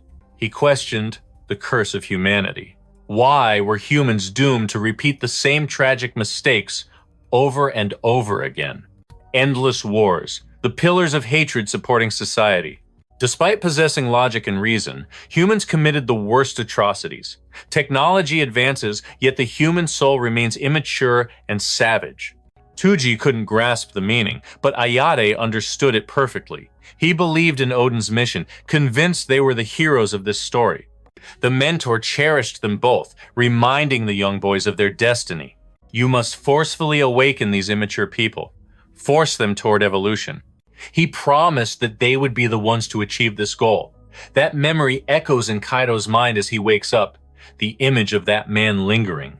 His parents are right there by his side, relieved to see their son finally open his eyes. They were worried sick, but thankfully, Raoul provided a perfect cover story, manipulating the situation like an expert. Instead of admitting they just walked out of a nuclear wasteland, he feeds them a lie. He tells them Kaido simply collapsed from a high fever back at the camp.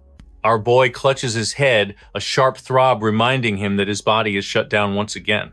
Bro is basically a Pokemon at this point, spending more time in the Pokeball than fighting. He apologizes for the worry, but a mother's intuition is sharp. She senses the storm brewing inside him. The father steps in, cutting through the heavy atmosphere with a gentle but firm presence. He reminds Kaido that no burden is too heavy to share. If the world gets too dark, his parents are always there to light the way. Grateful for the lie they believe, he watches them leave. Raoul steps from the shadows, noting that Kaido has truly been blessed with a loving family. A shadow crosses Kaido's face. He corrects Raoul. They aren't his parents. Yet, the guilt gnaws at his soul every time he pushes this borrowed vessel to its absolute limit. Raoul, however, offers a cold dose of reality. That dream of a peaceful life? Shattered. Now that he stands against the colossal might of the Great Will, tranquility is a luxury he can no longer afford. Fortunately, they are in a fortress. This hospital is under the iron grip of Argos, boasting security impenetrable to mere mortals. Raoul knows the shadows are whispering. The true identity of 2GS has likely reached the enemy. He urges our boy to rest, if not for himself, then to ease the hearts of those parents. But rest is impossible when his mind is a battlefield. He is fixated on the twisted investigation that unfolded in Abalan. To think he had been walking blindfolded through a minefield this entire time. Just trying to comprehend the sheer scale of what Odin, the mastermind of the organization, is planning sends a physical spike of agony through his skull. The scene shifts to absolute chaos. An explosion tears through the silence, sending the masses fleeing in terror. Amidst the flames, Ayate laughs, praising Akatsuki for pushing him to such extreme. He watches his sanctuary crumble into ash. That bomb held enough firepower to incinerate even a monster like Ayate. Though Akatsuki slipped through the fingers of death, Ayate's message to Touji has been carved into the wreckage. It sickens him. Remembering Touji's desire for a normal life feels like a spit in the face to their legacy of blood and shadows. Ayate cannot forgive this insolence. To betray Lord Odin once is a sin. To do it twice is a death sentence. There will be no mercy this time. Ayate swears a blood oath to erase Touji from existence, once and for all. In the next scene, the hunters gather. Ayate welcomes his elite squad, a collection of relentless killers handpicked for this slaughter. First is Yakuzi, Lance number 16. He senses the gravity of the situation. This is no ordinary hit. Then there is Kisima, Lance number 18. He is trembling with excitement at the prospect of clashing blades with the legendary Gungnir. Ibasimisu stands ready, a loyal hound awaiting Ayate's command. And finally, Ainarita, or as I like to call him, the discount version of Yakuzi. He wastes no time cutting to the chase, demanding a status report on the mission. One thing bugs him though. Why are they hunting a high schooler named Fujiwara Kaido when the mission order clearly screams the elimination of Gungnir? Ayate confirms the target is one and the same. This mission is absolute. It carries the direct weight of Odin's will. Moreover, this is personal. Yasima has demanded a corpse, and Ayate is hell-bent on delivering a cold, dead body to close this chapter. The air grows heavy as the crew unleashes their killing intent, cultivating their auras under the command of Touji's executioner. Ayate declares the hunt open. The objective is simple, the absolute annihilation of Kaido. Meanwhile, our boy is tossing and turning in his hospital bed, haunted by nightmares and barely holding on to his consciousness. Day 2 of hospitalization brings no relief, only agony. 24 hours of rest have done nothing to soothe the splitting pain in his skull. Suddenly, a chill runs down his spine, a primal sense of impending danger. Bro knows the enemy is at the gates. Raoul tries to snap him out of it, scolding him for looking like a walking corpse. Kaido grits his teeth. The headache isn't fading. It is the price he pays for pushing his limits back in Abalan. He tried to read the attack patterns of two masters simultaneously, a feat that nearly fried his neural circuits. Raoul might not understand the technicalities of the assassin arts, but one thing is clear. In his current state, Kaido is a sitting duck. He is in no condition to fight. And Raoul isn't faring much better. The backlash from his own combat drugs has left him grounded. They are two crippled warriors in a storm. The only silver lining? Every nurse, doctor, and janitor in this building is on the Argos payroll. They have one job: protect Kaido at all costs. Theoretically, he shouldn't have a thing to worry about. Kaido scoffs, mocking the idea of any place being truly safe. But Raoul doubles down. These aren't rent-a-cops. They are the real deal. Silence falls, and Kaido finally voices the darkness in his mind. He speaks of Odin, the monster he saw 10 years ago, the architect of the Great Will. Raoul leans in, his curiosity piqued by this enigmatic figure. He presses Kaido for answers, urging him to dig deep into the blood-soaked memories of his life as Touji. Kaido painted a disturbing picture. To them, the man wasn't just a leader. He was a twisted father figure who preached about utopia strict yet terrifyingly kind. This revelation shattered Raul's worldview. How could the greatest threat to humanity possess a gentle soul? It was a paradox he couldn't grasp. Yet Kaido stood firm on this twisted truth. Odi treated them with genuine care. To those innocent children, he was nothing short of a beloved parent. The implication was chilling. Those adoring children grew up to become the organization's deadliest weapons. Raul couldn't help but wonder if the friend from Togi's memories walked that same bloody path. The image of Ayate flashed through his mind, and despair clawed at Kaido's heart. He confirmed Raul's fears with a heavy nod. They had a bond forged in steel, brothers in arms against the world. That is, until that monster slaughtered his wife and used the chaos to end Togi's life as well. Raul felt like he was trapped in a cruel tragedy because, in stark contrast to his own warm upbringing, Togi's father figure and best friend had both twisted into the ultimate villains of this story. A chill ran down Kaido's spine, colder than before. Ever since that dream connected their minds, his body had been reacting with violent tremors. It was a premonition of doom. His instincts screamed that their next encounter would cost him someone he could never replace. The grim atmosphere shattered in an instant. Yusoa burst onto the scene, her smile radiant enough to outshine the sun. But for Kaido, that smile didn't bring joy, it brought pure terror. Her presence here meant she was walking straight into the jaws of death. She chirped happily, explaining how she'd visited his home only to discover he was in the hospital. She had no idea of the danger lurking in the shadows. Her assistant, Kawai, tried to interrogate Raul, but my man wasn't having it. He physically dragged the nosy assistant out of the room to give them space. A true wingman who knows the code. He even teased Kaido on the way out, warning him not to try anything spicy in a hospital bed. Yusoa flushed red at the insinuation, but Kaido couldn't share the laugh. His expression darkened as he demanded to know why she had come. The question confused her, but one look at his battered condition told her everything. Our boy was in a pathetic state. She gently urged him to rest, but that only lit the fuse. Kaido snapped. He roared with sudden ferocity, ordering her to leave immediately. The explosive reaction sucked the air right out of the room. Stunned, Yusoa stammered, unable to understand where this sudden rage was coming from. Kaido hit her with the cold, hard truth. She was kidnapped just a week ago. Did she forget that wolves were still hunting her? He called her reckless for risking her life over a simple visit.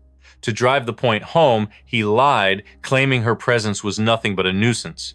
Yusoa fired back with equal heat. She yelled that she had her own will and refused to apologize for caring about him.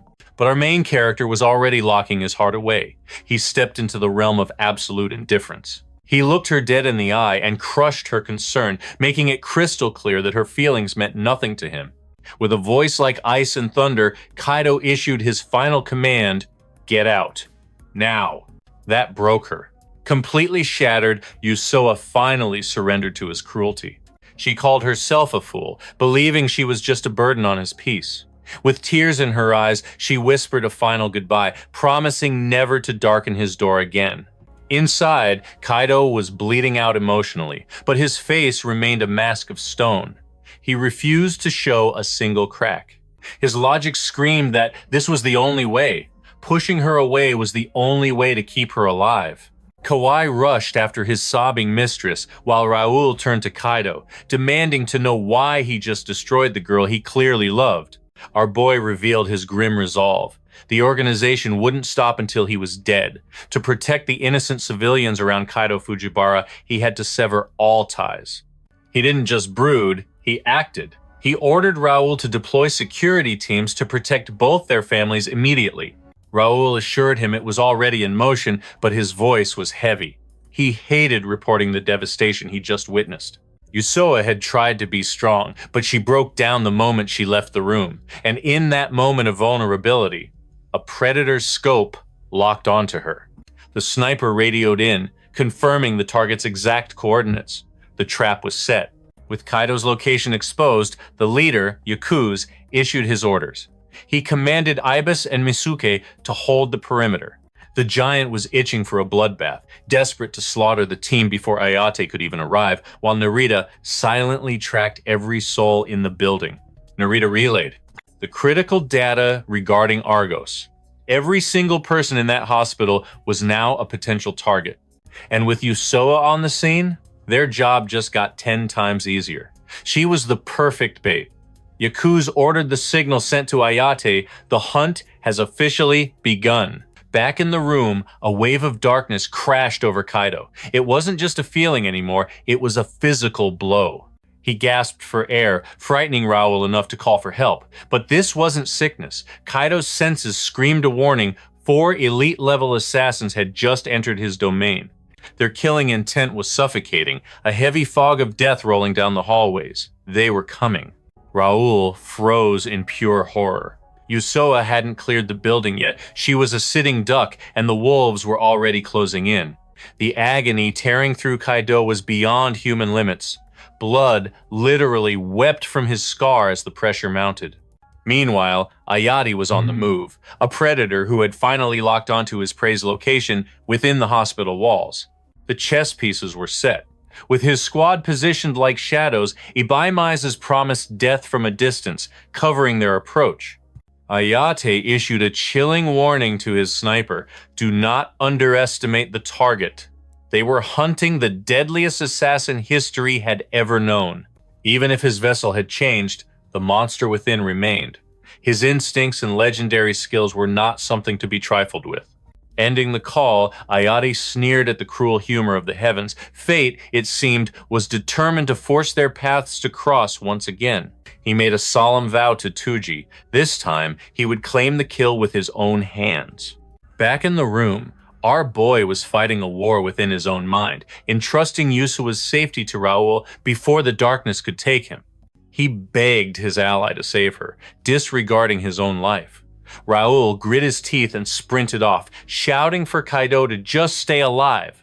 Blood trickled down, but Kaido's fighting spirit burned brighter than ever. He would endure this hell, praying that Yusua remained untouched. That day, the peaceful hospital was transformed into a stage for absolute tragedy. 30 elite soldiers in the lobby froze, their instincts screaming.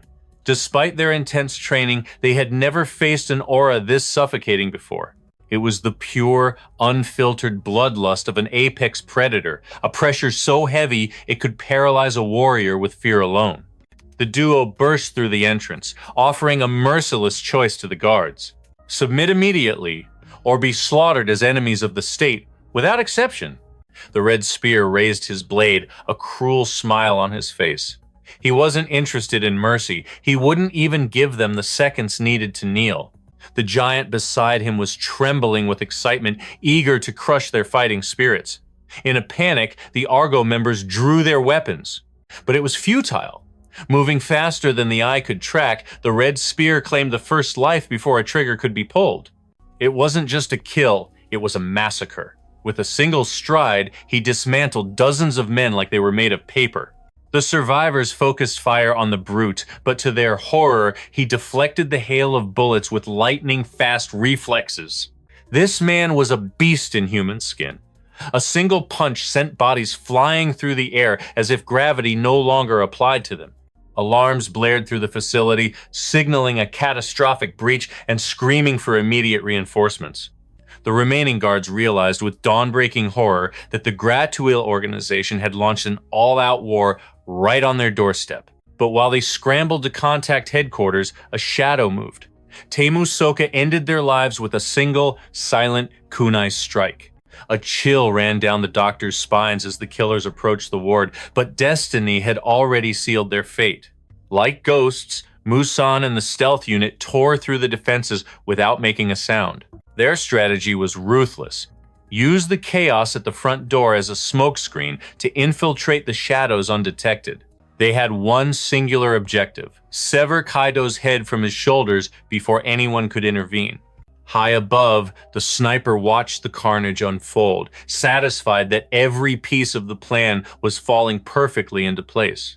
With the Argo soldiers proving to be nothing but cannon fodder, Ivasa Misu shifted his crosshairs back to the prize, Yusua. Unaware of the danger, our heroine was still reeling from the harsh words Kaido had thrown at her earlier. Her attendant tried to comfort her, suggesting food might help, but admitted that Kaido's sudden darkness was terrifyingly unfamiliar. The rage in his eyes. It was as if a demon had taken over the man she thought she knew. A gunshot shattered the silence. Yusua flinched, and her guard whipped around, confusion written on his face. Suddenly, Raoul burst from the hallway, breathless from his mad dash to reach Yusua in time. She froze, unsure of his intentions. She only recognized him as the shady figure lurking in Kaido's room. Raoul grabbed her arm, his voice grave. There was no time for questions. Terrorists had breached the building.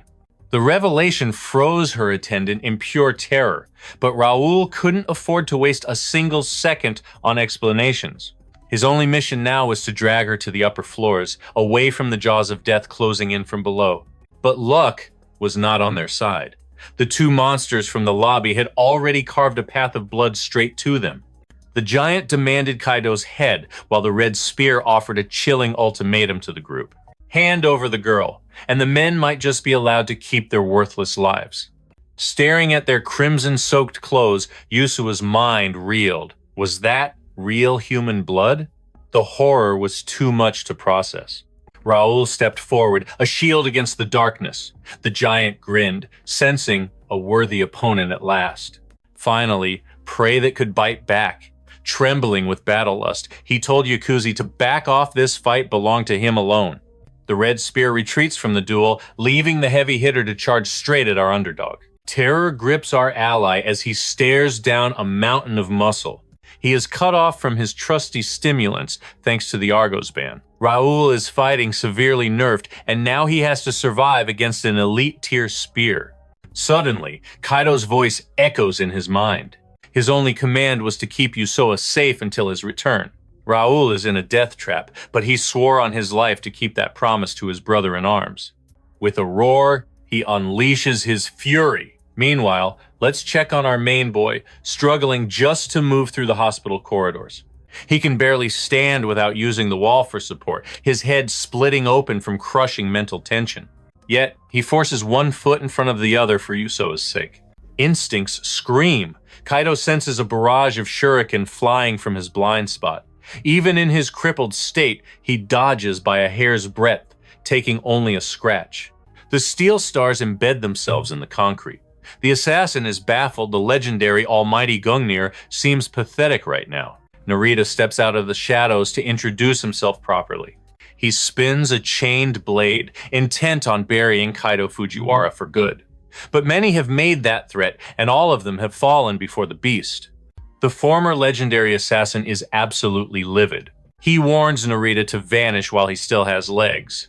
Back with Raoul, things are looking grim. He coughs up a lungful of blood after tanking heavy hits. The giant actually praises Raoul for having the guts to remain standing. He has never met a punching bag that could absorb this much punishment and stay alive. Raoul's face is going to need total reconstruction, but don't lose focus. Omega was leagues above this thug. The problem is, this opponent's martial arts mastery is on a whole different level. Those hardened gauntlets make every clash agonizing. Raoul is backed into a corner as Yakuzi barks orders to finish the job. Kashima hoists our boy up by the throat, cutting off his air while winding up a devastating haymaker. This is the execution blow. If that fist connects, Raoul's head isn't just breaking, it is coming off. Yusua screams, begging them to spare him. Suddenly, the sniper patches through to Yakuzi. An anomaly has breached the perimeter. Glass shatters explosively. The assassins flinch, distracted by a mysterious new threat. Yakuzi suspects counter-sniping until he sees the flash grenades skidding across the floor. They are officially screwed. The charges detonate. A blinding flash and deafening roar engulf the room. Out of the smoke, a kinetic kick slams into Kashima, launching the giant backward with terrifying force. A silhouette emerges from the haze, impressed that Ayate hired such tanks. Any normal human would have been instant paced against them. Yusua stares wide-eyed at the approaching figure. Kashima and Yakuzi are reeling. How does Argos possess a monster with this kind of pressure? They demand a name. Akatsuki smiles brightly, dropping the bomb. He is one of the 12 divine spears of the Great Will. Yakuzi's face drops in horror. Akatsuki is here to cover Kaido's blind side. The enemy sniper is useless, completely blinded by the tactical smoke. Akatsuki has checkmated all three instantly. As he stares them down, Yusoa realizes this is the transfer student from Kaido's class. He is actually shocked she remembers a nobody like him, offering her a polite wave. Akatsuki apologizes for cutting the reunion short. He has a job to do. He commands Yusoa to head upstairs and evacuate without Raoul. He will handle the trash, and a final warning, stay away from the windows. The sniper is still hunting. She cries out in worry, but Akatsuki flexes his aura, assuring her that he is a beast of a different breed. Yusoa nods, understanding the assignment, and sprints for the exit. Kai cannot even intercept her, and the assassination team is seething as their target slips away.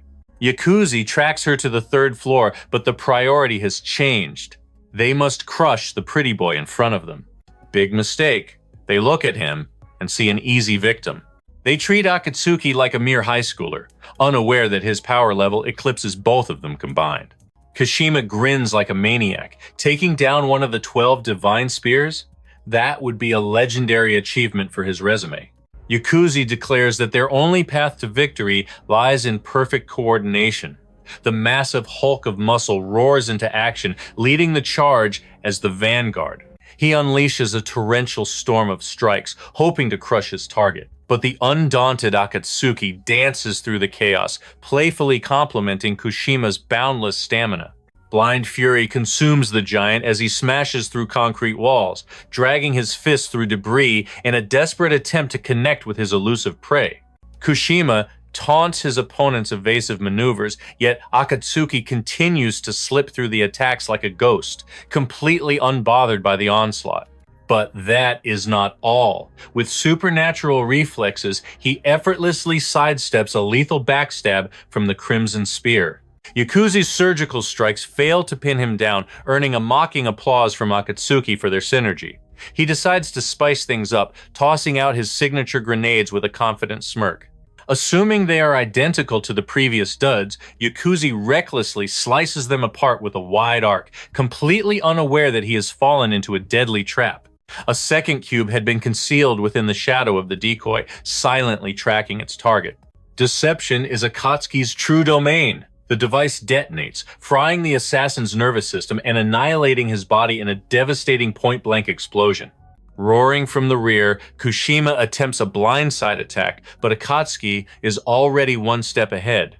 With terrifying grace, he plants a destructive cube directly onto the giant's face, triggering a catastrophic blast.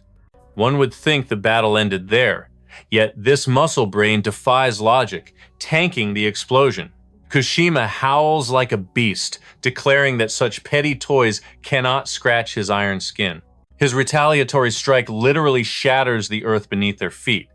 Akatsuki admires this immovable physique and decides to beat the monster at his own game. Both warriors charge their fists with world-ending power, colliding in a clash worthy of a legendary saga. A sickening crack echoes through the air. Kushima grins in ecstasy. It is the familiar melody of broken bones he has heard from every victim he has ever crushed. But reality delivers a cruel wake-up call. It was not Akatsuki's hand that shattered, but Kushima's own gauntlet and the bones beneath it. Searing agony instantly floods his entire nervous system. The towering giant shrieks like a frightened child, clutching his face in utter humiliation, while the master looks on with elegance. Kushima's mind breaks. He cannot fathom how Akatsuki achieved such devastation with a mere punch, shattering a future where the brute believed himself invincible in raw combat. Akatsuki stands over the wreckage, mocking them with a chilling question. Do they wish to flee with their lives? They accepted this suicide mission, knowing they would face Gungnir. Encountering a monster like Akatsuki was the bare minimum nightmare they should have expected. Suffocating despair wraps around them, yet a twisted will pushes them forward. Whether they fight or flee, the Reaper waits for them regardless. Meanwhile, the scene shifts back to the intense duel between Kaido and Narita. Our protagonist is performing a miracle, weaving through the lethal dance of the whip blade with desperate precision. Narita finds Kaido's refusal to die incredibly irritating. Analyzing the battlefield with cold eyes, he realizes he is struggling against a corpse that is already gravely wounded. Yet, his blade strikes only air. It is as if every slash has been read and predicted seconds before execution. Kaido's reaction speed is god tier, but the truth is grim. Our boy is hanging by a single fraying thread. His body screams in protest, refusing to obey, but the burning need to reach Yusua overrides his physical limits. Summoning every ounce of his crumbling spirit, he focuses his entire existence on one goal: crushing the enemy before him, wounds be damned. A scorching, suffocating, killing intent erupts from him, terrifying enough to freeze the blood in one's veins. Kaido's mind has simplified to a singular directive: kill. Channeling his weapon, he launches forward with blinding, supersonic speed. Narita is stunned by this reckless charge, deeming a frontal assault foolish as he effortlessly unleashes his blade to intercept. The whip blade snakes out to decapitate Kaido, but instead of dodging, our madman catches the steel with his bare hand and yanks it violently. The sudden force catapults Narita directly into Kaido's range. The distance closes in a heartbeat. Our boy is ready to carve his name into the enemy. He even evades Narita's desperate, final attempt to slice his face open in a display of impossible agility. The blade merely grazes him. As Narita screams, our boy knocks the modern emo wannabe Sigma attitude right out of him with a devastating blow to the gut. Elsewhere, Yusua and her assistant race frantically toward the third floor. Her mind races, finally connecting the jagged puzzle pieces regarding Kaido's drastic personality shift since his hospital discharge. He is no longer the gentle soul she once knew. Something dark has taken root. Yet, Yusua realizes the truth. His cruel words were a lie, a desperate shield to keep her safe from the dangerous storm he is caught in. Sensing his silent plea for help, she resolves to be his sword, not his burden. Suddenly, time stops. She finds Kaido drenched in crimson, a sword gripped in his hand. Horror widens her eyes as she sees him kneeling over Narita's broken body like a grim reaper. Kaido slowly lifts his gaze to meet Yusua's. The mask has fallen, and she has finally witnessed the monster her friend has become. Rewinding 30 minutes prior to the raid, at the Fujiwara estate, his parents discuss their son's increasingly erratic behavior. His father dismisses the concerns with a wave of his hand, confident that nothing is wrong as long as the boy returns home in one piece. However, a mother's intuition is a sharp and terrifying thing. She senses the cracks in the facade, especially regarding this sudden camping trip. His father tries to dismiss the worries, insisting their son is just going through a rebellious growth phase typical of high school. Yet, Kaido's mother cannot shake the creeping dread in her heart. She finds it bizarre that he would befriend someone like Raoul, and the fact that every single one of his friends ended up injured, it's too coincidental. She has felt a complete metamorphosis in his aura and personality, leaving her terrified that he is harboring a dark, abyssal secret he dares not speak of. Kaido's father attempts to subvert her rising panic, emphasizing that doubting their own flesh and blood is wrong, but her maternal instincts are screaming danger. Deep down, she is petrified that her beloved son is slipping away to a world beyond her reach. Suddenly, the doorbell rings. Their dog, John, barks frantically as the father stands to answer it. But waiting at the door is Ayate, wearing an expression that could freeze hell over. He poses as a concerned friend checking on Kaido's health. The father, oblivious to the predator standing before him, confusedly asks for his intentions. Ayate casually conceals a gun behind his back, introducing himself with a smile that hides 1,000 violent intentions. Meanwhile, back at the hospital, the situation has descended into a living nightmare. For Yusua, this is the worst day of her entire life. The mask has fallen, Kaido's true face as the legendary killer T has been exposed to the light. The moment he tries to reach out to comfort her, she recoils in sheer terror, commanding him to stay back. The gentle boy she knew is gone, replaced by a malevolent force Yusua's reality has shattered into a million pieces. She no longer sees Kaido, she only sees a cold-blooded murderer standing in his skin. Distracted by the heartbreak, our main character forgets his surroundings. Narita seizes the opening, launching a surprise shuriken attack. But Kaido's instincts are god tier. He deflects the steel instantly with his combat knife. Narita rises, showing zero fear. He realizes he has the ultimate advantage. Kaido has a weakness to protect. Dozens of shurikens rain down like a storm of steel. Kaido is pushed to his limits, struggling to deflect the barrage while shielding Yusua from the lethal hail. He maneuvers with desperate speed, screaming at the naive girl to run for her life immediately. But paralyzed by shock, she just stands there frozen until he has to roar at her to snap her out of it. Yusua finally turns and scrambles away as the two assassins resume their duel to the death. But Narita's attack patterns are devious. The shurikens he threw this time aren't flying straight. They curve through the air with malicious intent, bypassing Kaido's defense. Their true target isn't the assassin, it's the defenseless girl trying to escape. Just as Yusua is about to be skewered, Kaido throws his body into the line of fire, letting the steel tear into his own flesh to save her. His body is becoming a map of scars, and the fight is becoming impossible as Narita ruthlessly focuses all his malice on the girl. To make matters worse, she trips and falls, screaming in agony. One of the shurikens managed to slice her despite his sacrifice. That scream triggers something dark. A buried memory of his dead girlfriend surfaces the face of absolute despair Kaido saw when she died. Narita feels a rush of sadistic joy, thinking he has checkmated the legendary Gungnir by exploiting his weakness for the girl. His plan is simple and cruel. Even if the top assassin can block every hit, he cannot be everywhere at once for Yusua. To save her, Kaido will be forced to turn his own body into a meat shield until he collapses. Narita bets everything on this dirty tactic, planning to deliver the killing blow only when Kaido is too broken to lift a finger. But the instant he fires the next blade, Kaido closes the distance with a lunge faster than lightning itself. In a fraction of a second, he vanishes from Narita's vision. The enemy didn't even see him move.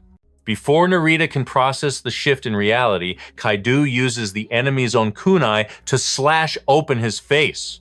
The assassin stands stupefied, his mind unable to comprehend the level of speed he just witnessed. To continue the torture, our boy drives the kunai straight through Narita's foot. Unless you are Kratos from God of War, that pain is absolutely blinding. This is the divine punishment for hurting Yusua. Kaido wears a face of terrifying dominance as he proceeds to slash Narita dozens of times in a blur of vengeance. He concludes the beatdown with a rib-crushing hook to the abdomen. The impact launches Narita's body through the air like a broken rag doll. It's lights out for the bad guy. However, Kaido is still running on pure adrenaline and rage, refusing to let anyone else touch a hair on Yusua's head. The moment Narita hits the floor, Kaido's sixth sense screams danger. Another enemy is here. A bullet rips through the air. It was a perfect headshot trajectory, but Kaido dodges by a millimeter. Yusua is horrified by the gunfire, while our boy turns his menacing gaze toward the shooter. It's the sniper Iwasumisu, completely baffled as to how his guaranteed kill shot just missed. This guy has to be the most useless member of the team. He had one job, one perfect opportunity, and he absolutely blew it.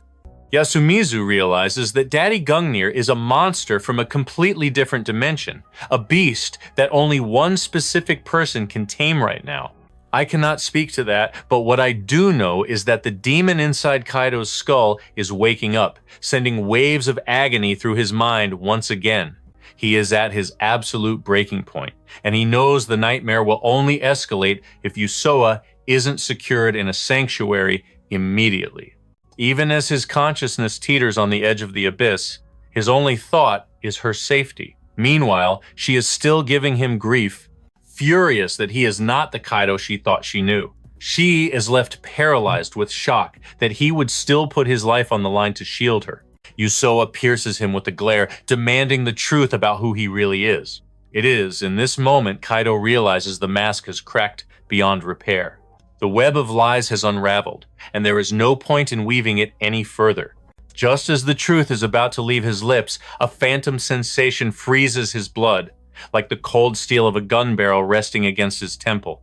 It wasn't physical, but his instinct screamed of impending death. He snaps his head to the right, locking eyes with the approaching Grim Reaper.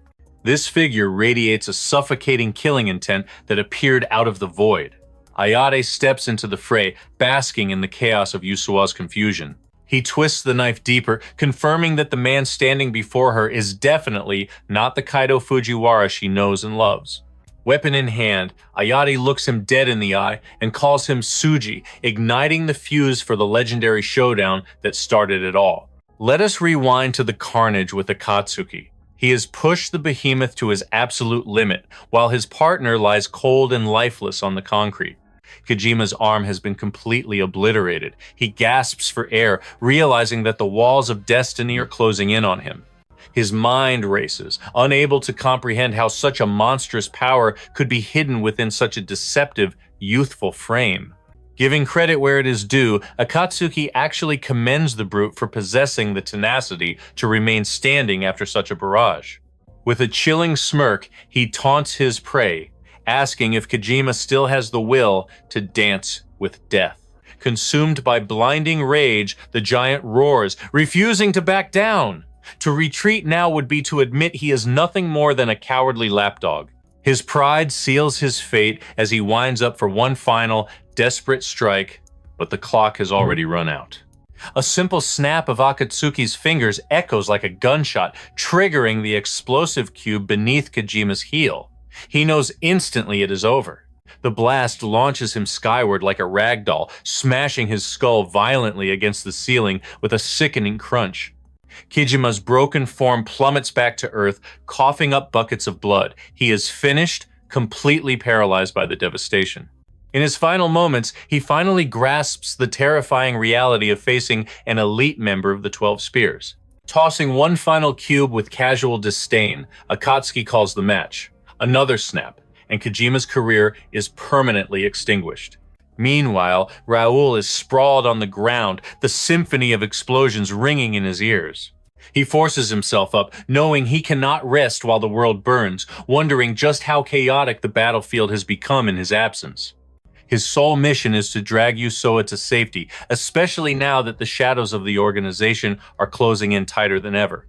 Raoul glances to the side, and his eyes nearly bulge out of his skull. His brain refuses to process the scene before him. The very spears that had pushed him to the brink of death have been utterly annihilated, slaughtered by a single monster. Raoul is floored that one person could inflict such catastrophe. However, it seems even a demon like Akatsuki did not walk away unscathed. A crimson stain spreads across his side, blood dripping steadily from a grievous wound. Akatsuki drops to one knee in agony, prompting Raoul to rush over, demanding to know what could possibly hurt a monster like him. But the truth is shocking. This was not from the current battle. This is a lingering ghost from his duel yesterday with Ayate. Even with Akatsuki's perfect escape technique, Ayate had utilized godlike prediction and terrain exploits to inflict critical damage. The strain of combat has torn those old wounds wide open, sending fresh waves of torture through his body. The most terrifying part is that he slaughtered 2 elite spears while fighting with a broken body. Raoul is baffled, demanding the boy's name. Akatsuki skips the introductions, simply assuring Raoul that, for now, their paths align.